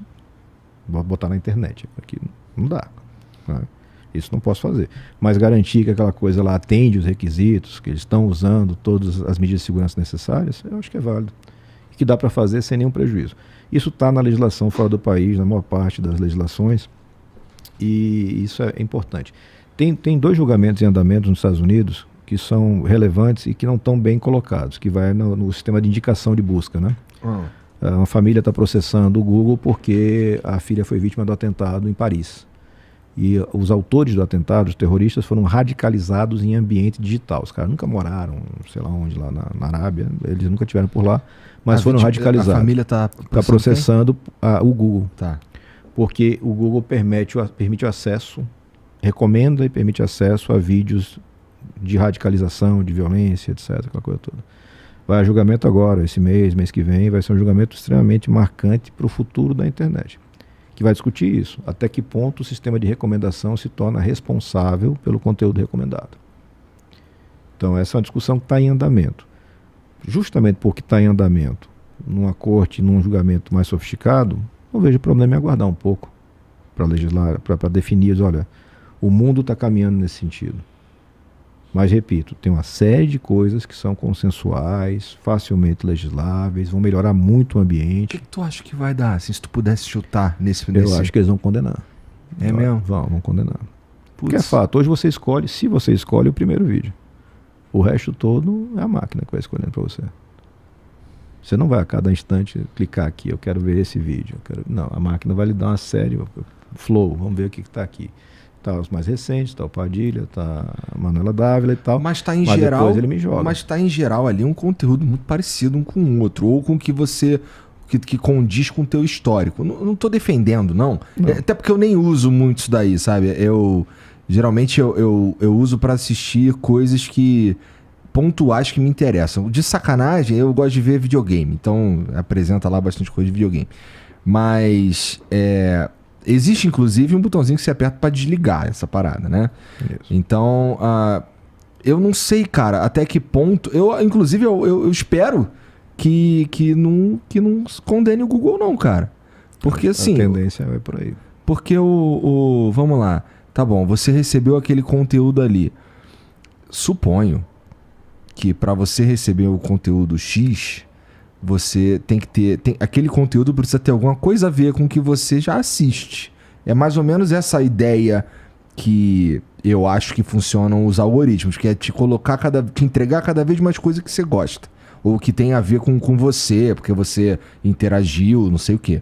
Então, para chegar um conteúdo nocivo a você engajou, interagiu de alguma forma com um conteúdo nocivo. Isso hoje é muito menos o que você solicita e muito mais o tempo que você passa vendo, né? Ele identifica isso com muita rapidez. E a gente sabe que a imagem chocante, ela vai prender sua atenção, especialmente do adolescente. Então tá aqui passando um vídeo de violência, o cara vai parar para ver. E ele vai reproduzir. O que eles estão tentando aferir é como é que a máquina faz essa seleção. E por que ao fazer essa seleção, ela permite que vá conteúdo de base criminosa. Até porque, como eu disse no passado, eles faziam isso por pagamento. Uhum. Eles ignoravam o conteúdo, você está pagando, entrou aqui. É quase como uma publicidade. Então eu tenho que ter essa transparência. O julgamento, no mínimo, vai avançar nesse sentido. Exigir uma transparência muito maior e um cuidado muito maior na recomendação. Uhum. Porque esse jovem ele vai sendo formado naquela rede, ele vai sendo jogado para uma bolha cada vez maior, mais intensa, conteúdos mais intensos, mais tempo engajado. Isso vai numa máquina. A gente tem que encontrar mecanismos para dar transparência primeiro. Acho que muita educação. Muita educação. Aí a gente concorda 100%. E não é só para o garoto que está na internet, é para os pais do garoto. É novo para todo mundo, né? Ele tem que entender o que é aquilo ali, como é que aquilo funciona. Isso você não vai educar só porque botou na novela da Globo um episódio disso ou daquilo. Não adianta só isso. Eu tenho que ter o garoto educado, eu tenho que ter essa família educada para entender. Diz, olha, hoje o ambiente digital está aí dentro da sua casa, ele dá acesso universal. E você tem ferramentas, elas já existem, só que você não sabe usar. Ferramenta de controle parental.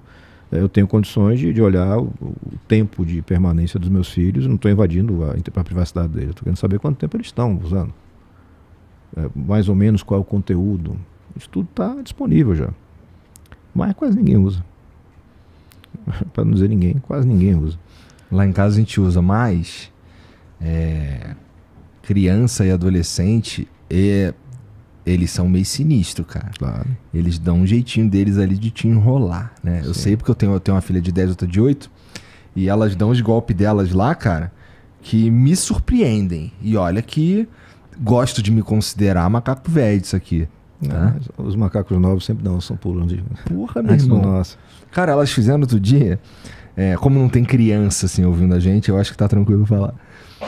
A gente no Netflix colocamos senhas nos perfis dos adultos, que eles são liberados, eu posso ver o que eu quiser, né?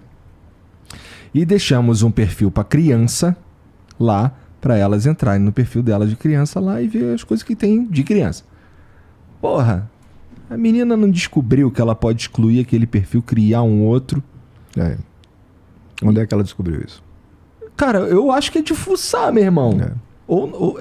A troca entre eles mesmos. Né? Nossa, cara, os caras são impressionantes. O lance de, com determinada hora o navegador para de funcionar. E elas arrumam outro navegador, cara. E é uns crianças de 8 anos, cara. cada vez mais. É o mundo deles, eles são nativos digitais, eles nasceram nesse ambiente. Com as ferramentas certas, com a proteção certa, é fantástico. Porque aquilo que você tinha que penar, eles não sabem o que é enciclopédia. Não. Né? O que é esse troço que tinha, que está na estante enorme, não sabe nem o que é isso. Então tem um universo de conteúdo ali. Agora, como é que você ajuda essa criança, adolescente, especialmente essa criança, a direcionar o interesse dela? Não é simples, não é trivial. Para um pai analógico, para a mãe analógica. Então você tem que encontrar caminhos para isso. Acho que algumas ferramentas têm que ser massificadas do ponto de vista de entendimento. Olha, pai, você pode regular o horário para essa porcaria desligar. Uhum. Você pode deixar ele sem internet de tal hora, programando aqui, configurando modem, enfim. Tem Como é que a gente faz isso, Alessandro? Propaganda pública? Veja, acho que assim, engajamento de personalidades e de produtos que têm alcance para sensibilizar. Então eu falei em novela, massa você colocar na novela essa coisa virtual. Mas tem que ter o passo seguinte, tá, tudo bem, me chamou a atenção, tem um problema nisso, mas como é que eu resolvo o problema? Se você não me der uma solução, eu vou esquecer aquele troço e vou cuidar da vida. Então você passa por propaganda, por inserir na grade curricular de forma mais intensa a educação digital. E a escola... De forma mais... Existe isso? Cara, não tem dificuldade para fazer, porque assim é um assunto que interessa. Uhum. Você senta para falar sobre isso e interessa para as pessoas. Se eu dou para eles ambiente para fazer isso, vai rodar. Se eu simplesmente coloco o e-mail da escola falando, ninguém vai ler aquela porra daquele e-mail. Verdade. Ninguém lê. Você recebe 10 mil e-mails, não vai ler. Agora, se você faz algum tipo de produto, seja vídeo, mais interessante, mais contemporâneo mesmo, a coisa vai rodar. Recortes, às vezes, de produtos como esse que você tem aqui, funcionam espetacularmente. Porque você está com a linguagem coloquial, fácil, as pessoas estão vendo que é interessante, está tocando num assunto que interessa para elas, isso vai reverberar. E aí você tem que linkar isso a coisas fundamentais. Você coloca aqui a propaganda, dali você tem um outro linkzinho aqui que dá a ferramenta de controle parental que você tem disponível no YouTube. Ó, você pai que quer, tá aqui, ó, clica aqui, tem um mapinha da mina, como é que você faz? Isso ajuda muito. Porque lá em casa são três, uma adulta já com 18 anos, já virou adulta, ela se considera adulta, que é a Gabriela, mas tem o João com 17 e tem a Mariana com 14. Então, por conta da vivência dela... Não, já é adulta, acabou. A parte de responsabilidade não tanto, mas a parte de direitos do adulto ela já está bem. Meu Deus, tá bom. Mas eles têm um acesso à informação de um outro nível por conta da profissão do pai. Mas é muito desnivelado com os colegas. Né? E eu tenho que universalizar isso, eu tenho que dar mais alcance. Se eu não conseguir fazer isso, acho que quem está vendo só um pedaço do trabalho. E qual que era a tua principal dor de cabeça lá na delegacia, cara? Cara, com cibernéticos, assim, o mais dramático era essa coisa. Quanto tempo nessa? A gente criou a delegacia e fiquei lá 1 ano e meio, mais ou menos. Como assim a gente criou? Eu fui o primeiro delegado da unidade. A gente criou, treinou a equipe. Tá. A gente fez uma escolha diferente. A maior parte das delegacias compra uma ferramenta, algumas ferramentas, e contrata a empresa para treinar. A gente garimpou profissionais de segurança que tinham experiência de internet, hackers mesmo. Uhum. Conseguimos encontrar 2 bons profissionais, um policial militar, um policial civil. Juntamos no time, treinamos o time. Treinamos junto com instituições bancárias por conta do furto. O furto de dados e de dinheiro é um mar de dinheiro. Se o bandido soubesse, era a melhor coisa. O bandido não está arriscado a tomar tiro, a cadeia é pequena. E assim, muito caso, volume muito grande, mas o que mais preocupava, o mais dramático, são esses casos de abuso infanto-juvenil via internet, que a gente já identificava naquela época. Então a gente pegou casos de menina que foi abusada dos 10 aos 12, ou dos 11 aos 13, por um cara que estava em São Paulo. A menina morava no interior de Sergipe. Então esse processo é muito complicado e é muito doloroso, porque você vê que é difícil o resgate daquela vida ali que foi muito machucada, o medo de exposição, né? O exposed que eles fazem brutal, enfim, nudes e coisas mais. Isso é o mais chato, assim, mais dramático de lidar. A parte de furto e fraudes, estelionatos, você tem um dano patrimonial, mas que vai ser recomposto, porque o banco vai pagar, a financeira vai pagar, alguém vai pagar esse prejuízo, e o perrengue passa mais rápido, mas a parte pessoal é muito triste. O volume era enorme? Enorme. Isso que é denunciado. que o volume não denunciado é maior ainda. Porque existem crimes que têm vergonha. Tem tanto crime de exploração, a violência sexual, ela gera muita vergonha, mas outros também. Estelionato, a vítima de estelionato não gosta de prestar ocorrência, porque ela se sente burra, né? Pô, como é que eu caí nesse troço? E não é uma pescaria, o cara vai mandar 1000 phishings por dia, por hora. A cada 1000 um cai. Por dia ele fez lá seus 30, 50, 100 mil. É assim que roda. Então, volume é muito grande, você não tem vara especializada. Então o juiz às vezes não sabe como é que lida com aquilo, o promotor não sabe como é que lida com aquilo. Especializadas não, delegacias especializadas acho que todos os estados têm hoje em dia, mas sempre com carência de pessoal. E é um troço que tem que ser muito dinâmico, porque muda muito rápido. Se eu continuar com o pensamento de não, vou comprar uma ferramenta e a empresa vai me treinar, eu estou aqui nessa janelinha e o cara já está 2 à frente. Então, talvez aproximar das instituições financeiras para combater a parte de estelionatos e furtos e aproximar mais das empresas mesmo, de tecnologia, das plataformas, para cuidar e preparar as equipes no combate à exploração, à violência contra a criança, que é muito grande. Sim, cara. Interessante você falar esse lance que o volume não relatado é maior ainda. Significa que tem pra cacete. Eu já quase caí em 2007, alguma coisa assim. Eu tava comprando uma parada no marketplace, manjado pra caramba, que eu já sabia, assim, nesse caso eu dei sorte, porque assim, eu sabia como ele funcionava, porque eu usava e tal. E aí eu fui pra comprar um videogame, que tava barato. Um pouco, não era assim, não era um absurdo de barato, mas ele tava mais barato. Ah, pô, legal esse aqui, porque se o cara coloca barato demais, o cara que é esperto já fica, né? Aí, tá, aí fui colocar lá, aí chega um e-mail chega um link no meu e-mail dizendo que eu precisava fazer login na plataforma. Eu, estranho. Tá bom. Aí eu abri e aí ele cai direto na parte de eu escrever minha senha, né? Aí o que eu fiz? Eu escrevi qualquer senha, de sacanagem. Eu botei lá, qualquer coisa. E aí passou. Aí eu, malandrão vocês, né? Porque o que eles fazem, roubam tua conta, vai embora. Detona tudo que tem ali e já era. Depois até tu vê, meu irmão, modo de cabeça, vai lá encher o saco. Quer dizer, iria lá encher o saco do Alessandro na delegacia. É por aí mesmo. É a pescaria que eles fazem. Isso aí, o volume é muito grande, eles conseguem um retorno muito grande. E como o mundo digital abraçou todo mundo, de criança a idoso, o público-alvo dele é gigante. E, enfim, eles realmente conseguem simular ambientes de banco, de financeira. A captura de senhas é um problema muito grave. E essa PL não lida com isso? Não. Isso não é virar um zoológico completo, né? Já tá difícil. Se eu colocar isso aí também, aí não vai dar. Não cuida disso. A gente tem outros projetos em andamento, tentando melhorar a educação digital, tem outros projetos tentando melhorar essa questão processual. Mas porque você disse, precisa de uma galera qualificada para fazer esse tipo de coisa, né? Nas pontas todas do processo. Eu preciso ter um juiz que entenda o que é isso, um promotor que entenda o que é isso, para que eu possa avançar com qualidade no processo. Senão não adianta nada. Você vai fazer um troço aqui e o cara vai dizer, não, como é que aconteceu isso?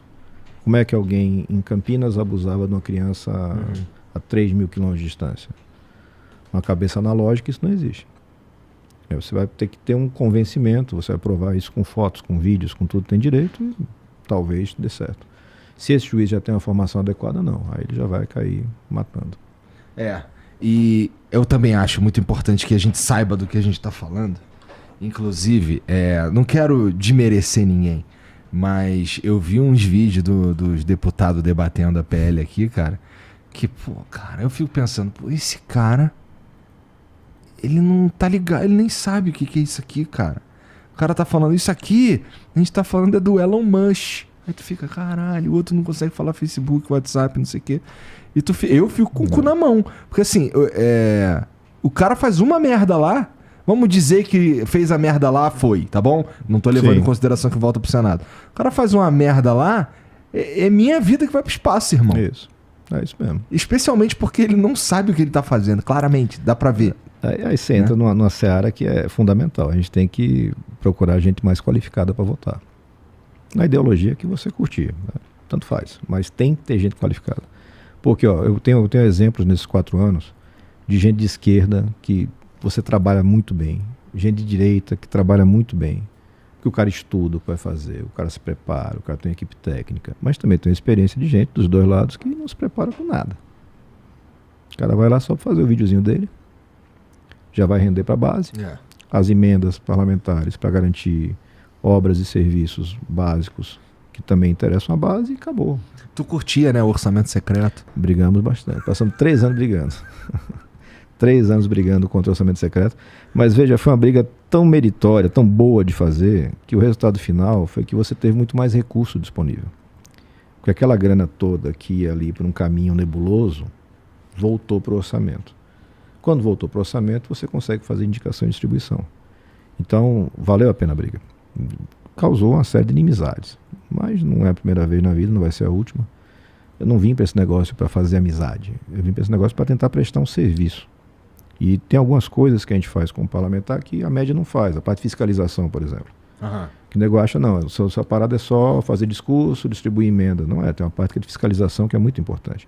A gente já conseguiu bloquear mais de 2 bi em recurso suspeito, licitação suspeita, fraudes. Pô, 2 bilhões em 4 anos é muito dinheiro.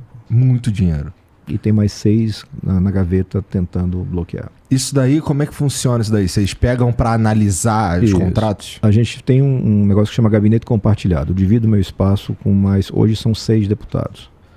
Antes eram 3 na primeira legislatura. Tabata Amaral, Felipe Rigoni e eu. Ah, tá. A gente trabalha em conjunto. Faz sentido agora, tá. E com esse trabalho... Os dois já vieram, esses dois que você citou já vieram aqui e me falaram sobre... São fantásticos.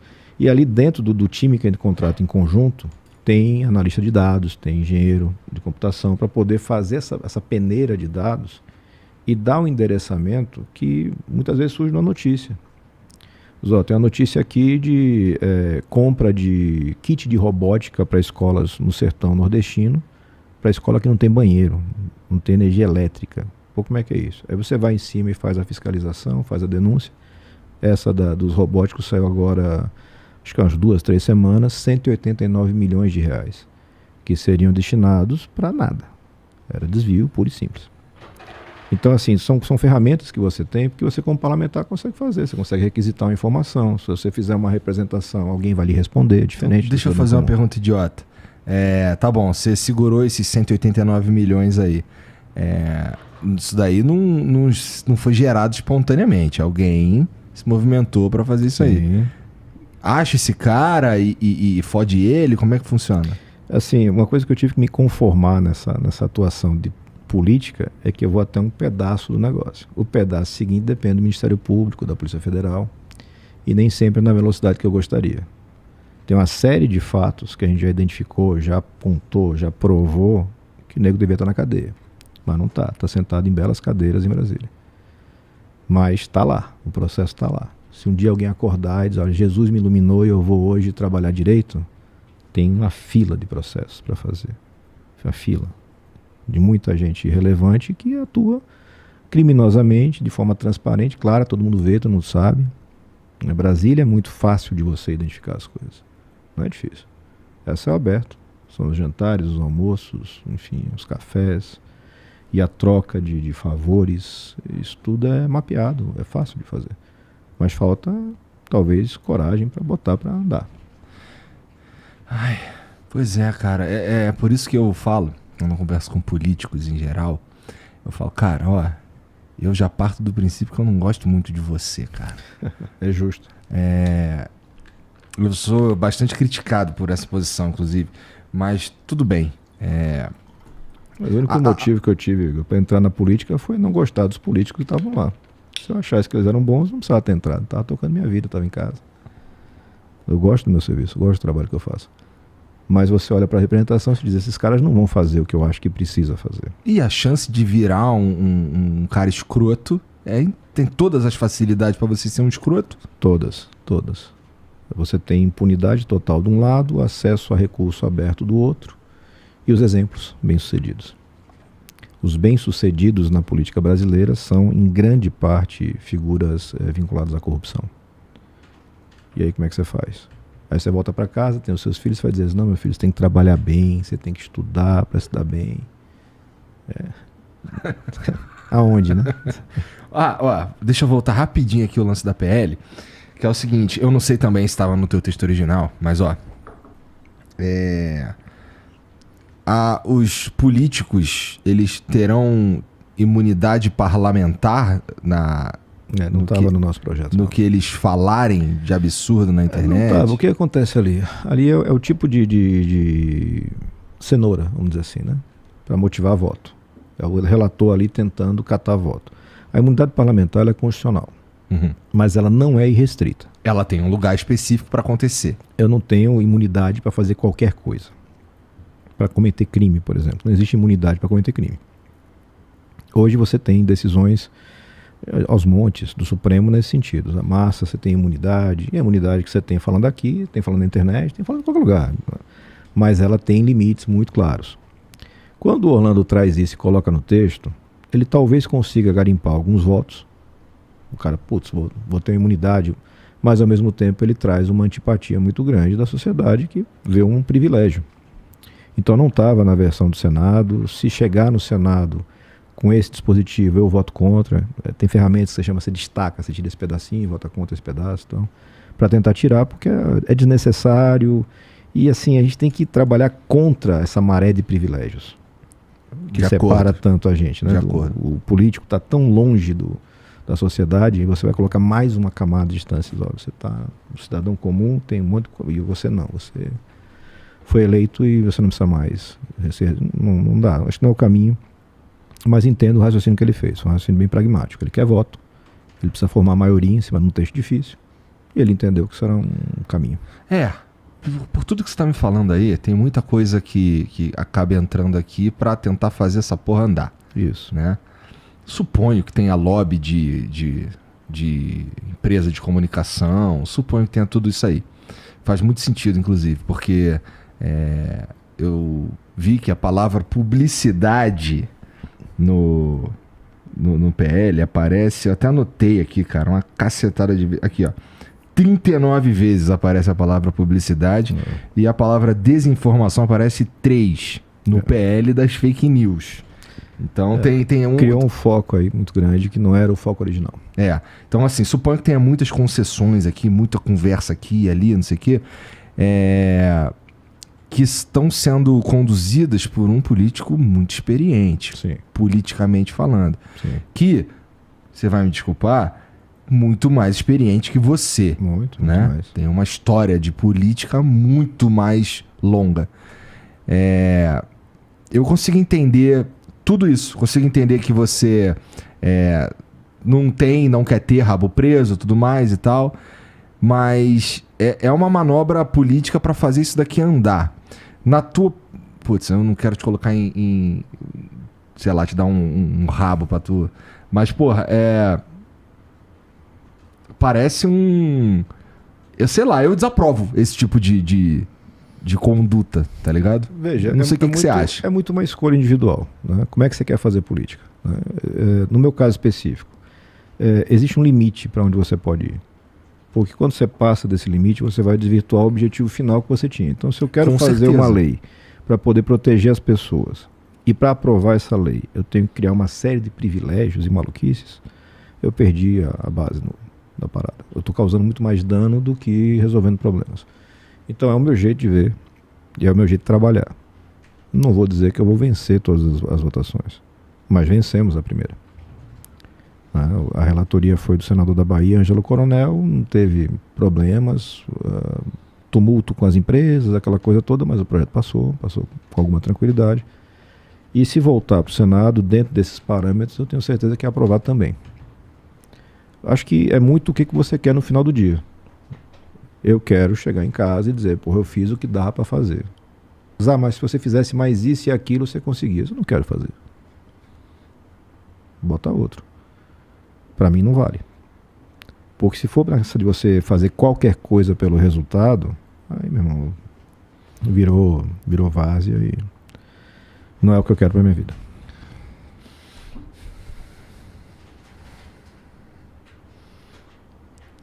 Porra, cara. É difícil de, discordar de tu, porra. Ainda bem. Pega o voto aí. Eu não voto, cara. Eu tenho... eu não voto desde 2012, inclusive. Aí o Lula, quando veio aqui, falou assim, eu espero hoje aí, angariar teu voto. Não vai ter, irmão, não adianta. Aqui não. Mas, porra, Entendi. Mas, cara, lidar com esses caras aí, assim, que a gente pessoalmente considera os métodos meio esquisitos lá todo dia, cara. Veja... Tu vai tentar de novo? Não sei exatamente o que eu vou fazer daqui a 4 anos. Sei que tem muita coisa que você consegue fazer positivo. Então a gente estava fazendo levantamento do mandato. 4 anos, 258 milhões mais ou menos eu levei para Sergipe. A distribuição das emendas que a gente faz é por edital público, ou seja, o cidadão escolhe o projeto, não sou eu que escolho. É o cidadão que vota, literalmente ele vai e escolhe. Pô, eu quero essa escola, eu quero essa quadra. Isso é muito bom. E ao mesmo tempo a gente percebe que você consegue abrir espaço para gente parecida. O cara diz, porra, não preciso entrar na sacanagem para ir para a política. Então isso justifica o trabalho. Mas por outro lado, você tem limites muito estreitos do que você consegue avançar naquilo que é realmente essencial para o Brasil. O Brasil precisa reformar o seu judiciário, por exemplo. Não se consegue avançar nisso. Muito poderoso, muito difícil, você não consegue. E as pessoas insistem em votar em processados, e um processado nunca vai legislar sobre o judiciário, porque senão ele se ferra. Né? A questão da distribuição econômica, a gente está conseguindo avançar. A pandemia deu algumas lições ali sobre distribuição de renda, que talvez, nos próximos 4 anos, a gente consiga consolidar em uma política pública verdadeira de distribuição de renda. Se eu conseguir colaborar para isso, pô, já fiz demais do que eu pensava. Eu nunca pensei em ser político. Nunca tive esse sonho. Não gosto daquela coisa de sobe lá fazer um discurso. Tenho colegas que eu gosto muito que todo dia sobe fazer um discurso. Eu só subo para falar quando eu tenho que falar. Se não tenho que falar, não tem para que subir. Então é muito perfil individual. Né? E o meu é esse.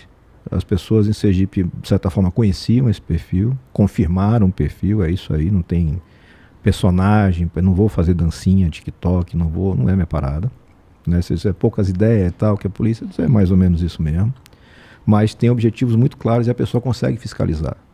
Porra, o cara está fazendo o que ele falou que ia fazer. E talvez isso valha a pena por mais algum tempo. Mas eu tenho a consciência, e o Obama fala isso num discurso dele, fala no livro dele, é corrida de revezamento. Você tem que passar essa porra desse bastão para alguém. E se você no final da corrida constatar que conseguiu avançar um pouco, você já é um vencedor. Eu hoje posso dizer, eu já consegui avançar em vários pontos, muito.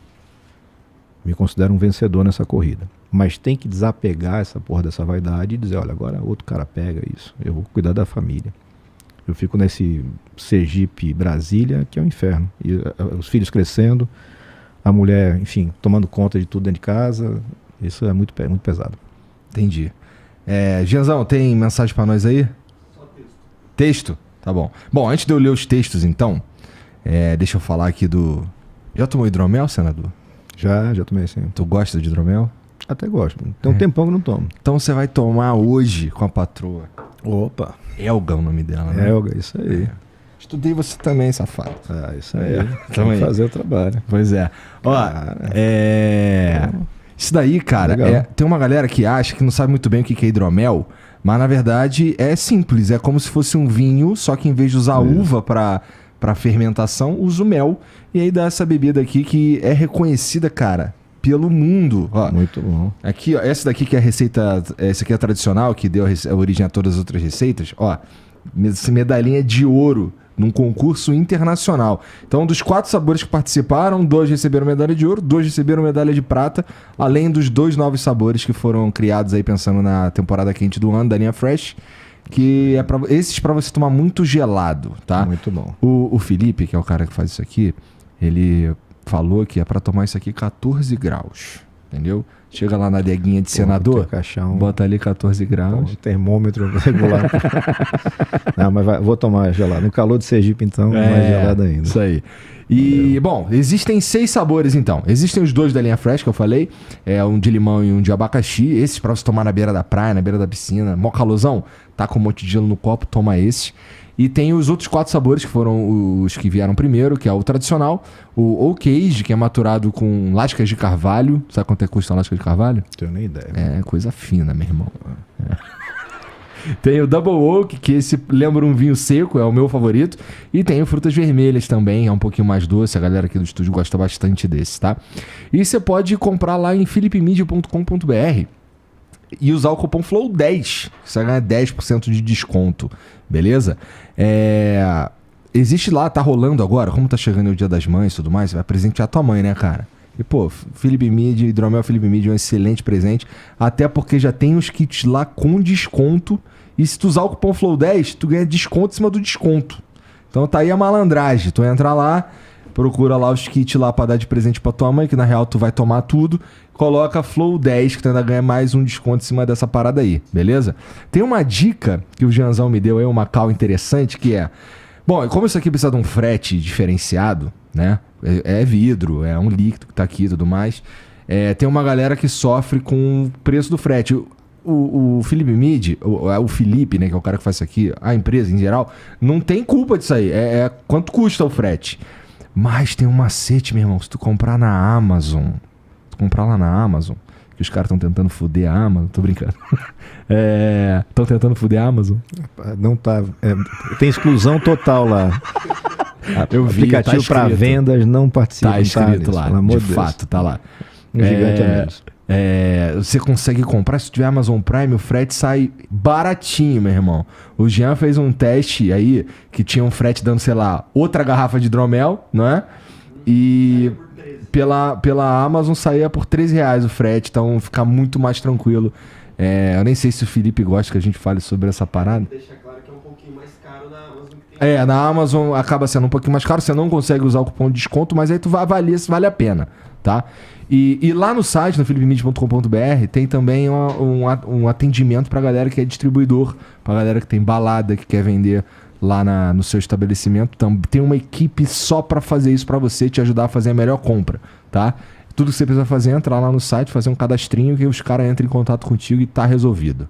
Beleza? Então, philipmead.com.br, muito importante. Para consumir e para comprar bebida alcoólica, você precisa ser maior de 18 anos. Beleza? Esses caras aqui descobriram que com 18 anos você fica inteligentão que nem tua filha. Né? Liga um botão. Isso aí. Aí, é isso. Entra lá, philipmead.com.br, o cupom é FLOW10. Beleza? Faltou falar alguma coisa, gente? Acho que não, é isso, né? Deixa eu ver então aqui, o pior que eu devia estar falando e abrindo aqui o navegador para eu poder ver as mensagens, mas eu fui burro. Então eu vou só abrir aqui enquanto eu falo qualquer coisa para enrolar e ocupar o tempo que a gente tava... Que eu tô... Travou o bagulho aqui, já. Porra, já. Aí. Vamos ver? Boa. Aí. O Percy mandou: as redes sociais são como uma praça pública. E lá rola de tudo. E tudo que é feito lá está sob o julgo da lei. Sabemos que o sistema judiciário é pouco eficiente para cuidar de casos no mundo real, quanto mais no mundo virtual. Sem dúvida. Mas e aí, a gente deixa solto? Ele mandou mais uma. Tirando os pontos de transparência de informação e ações com base em ordem judicial, faço a minha pergunta. O que é de maior importância? Regular redes sociais ou a forma que está sendo feita? Ou revistar o sistema judiciário em busca de eficiência para se aplicar às leis existentes? Na verdade, você pode fazer tudo ao mesmo tempo, né? Você não está obrigado a fazer uma coisa só, né? Eu tenho lá 81 senadores, 513 deputados. Dá para fazer mais de uma coisa por vez, né? E sim, você tem que melhorar o judiciário, sim, você tem que melhorar a educação, a economia, uma porrada de coisa. Mas também precisamos de um ambiente digital mais seguro. Tem uma mensagem de vídeo sim já. Não, mas é por último, tá. Ó, o Tonho Robert mandou: quando um dos três poderes ultrapassa seus limites constitucionais, o que deve ser feito? E por que atualmente nada é feito? Você tem o equilíbrio dos poderes, né? Os freios e contrapesos, é um nome bonito. Uhum. Então, na prática, judiciário e legislativo fiscalizam o executivo. O legislativo tem parcialmente condição de fazer uma fiscalização do judiciário, não no tocante a decisões, mas no tocante à gestão, administração e outros fatos. Eu apresentei a CPI da toga lá em 2019 e a CPI foi arquivada num mega acordão que era Bolsonaro, PT, Centrão, ninguém quer mexer com o judiciário. Uma das poucas vezes que os caras se juntaram, né, cara? Olha, se você olhar o mapa de votação deles, é bem interessante. Eles votam juntos em vários momentos. É mesmo? For para ter privilégio, for para restringir o combate à corrupção, pode olhar o mapa de voto. Eles votam juntos. Ao longo do governo Bolsonaro, em vários momentos, o PT votou junto com o Bolsonaro. O jogador de frescobol mandou: Pergunta se ele sabe do caso do Monark, o que fizeram com ele, e pergunta do caso do Google também, se ele concorda. Bom, particularmente o do Google, eu não sei exatamente qual dos casos do Google. No Monark foi uma entrevista, uma fala dele e todo o processo de cancelamento que a gente viu por aí. Veja, eu não vi naquela conduta dele, mas também não parei para fazer uma mega análise, mas não vi crime. Né? Acho uma mega vacilada, né? Inadequado para o tamanho do alcance que vocês têm e que já tinham na época, imenso. Mas essa coisa do cancelamento hoje é uma cultura digital extremamente negativa. Porque ela não dá margem para a pessoa se corrigir, não dá margem para a pessoa se recuperar. Ela é feita toda a base de destruição constante. Então a gente tem que dar, e aí passa pela educação digital, a gente tem que entender os limites dessa porra. Não dá para ser assim, como se fosse um tribunal moral criado com que juízes? Esse projeto tem gente que esculhambava esse projeto em 2020 e que hoje virou baluarte da defesa, do combate à desinformação. Aí você fica vendo os nomes e você faz, porra, cara, você me bateu tanto, para levar 3 anos, agora você virou mega defensor. Eu acho que eu sei de quem tá falando. Eu pedi o impeachment do Alexandre de Moraes em abril de 2019. Baseado em quê? O inquérito das fake news, o inquérito que ele tem nas milícias digitais. Assim, Porra, cara, caralho, assim, ô Jean, eu quero odiar esse cara, mané. Ô, Alessandro, com todo respeito, assim, você me surpreende com isso daí, cara. Assim, eu tento fazer aquilo que eu acho que é o certo. O inquérito é ilegal, na minha visão. Porque é mesmo. Só que o Supremo se reuniu e por 11-1 disse que é legal. E aí você vive numa democracia constitucional e se o Supremo disse que é constitucional, é constitucional. O que a gente tem que fazer? Tem que legislar para evitar esse tipo de coisa. Eu vejo uma série de medidas com as quais eu concordo até no mérito, mas a forma é extremamente equivocada. Não dá para, numa democracia, eu ter um juízo universal. O cara é juiz de qualquer coisa. Daqui a pouco o Botafogo empata com o Flamengo e o Alexandre de Moraes dá uma liminar dizendo que não pode. Não dá para ser assim. E isso, infelizmente, a gente tem essa coisa no Brasil, né? Eu quero um herói, eu quero o cara que bate na mesa, eu quero e tal. Não é função de juiz. Não é função de juiz. E ele extrapola cotidianamente os limites básicos que ele mesmo defendeu quando escreveu o livro constitucional. O que chama a atenção é que o pessoal que bate palma, que concorda, que acha bonito e tudo mais, não percebe que, da mesma forma, é que assim, dá pra sentir que pesa mais pra um lado, né? E vai pesar pro teu uma hora. Não tem como, sempre acontece. Sempre. Assim, é o mal de você criar um monstro. Depois, como é que você bota de volta na jaula? Tá legal porque ele tá batendo no meu adversário, tô achando massa. Se você der assim um passo de 4 anos, 5 anos atrás, quem batia no Alexandre de Moraes era a galera da esquerda. Sim. Que achava que era um absurdo, etc. Agora quem bate é o pessoal mais à direita. Quando você para tirar todo esse filtro ideológico, o problema é o método. É o cara estabelecer formas de atuação judiciais que estão muito além daquilo que a Constituição permite. E você tem a inércia do PGR, a Procuradoria-Geral da República não se posiciona, e os pares, como a gente chama, né, os colegas ministros do Supremo, preferem ficar quietinhos nesse momento que está conveniente para todo mundo. Ninguém está atrás de falar sobre escritórios de advocacia que enriquecem em Brasília. Aí tu imagina agora, Alessandro, eu vou levantar um bagulho aqui, ó. Estamos falando isso aqui, né? Estamos falando do STF, a maneira como a gente discorda. Por que a gente discorda, caralho? Vem um arrombado e fala assim, esses caras estão atacando o Estado Democrático de Direito. É disso que eu tenho medo, entendeu? Eu já conversei com um jornalista, que é o Reinaldo Azevedo. Ele falou, cara, isso aí você pode falar tranquilo, não sei o que e tal. Mas, cara, eu sei que eu posso falar. Mas a questão não é o que eu constitucionalmente posso falar, e sim o que esses caras podem decidir que é ou não um ataque, ou uma fake news, ou qualquer coisa assim. Porque se a gente não tem se a gente não tem uma parada que ela é plural, que ela não é...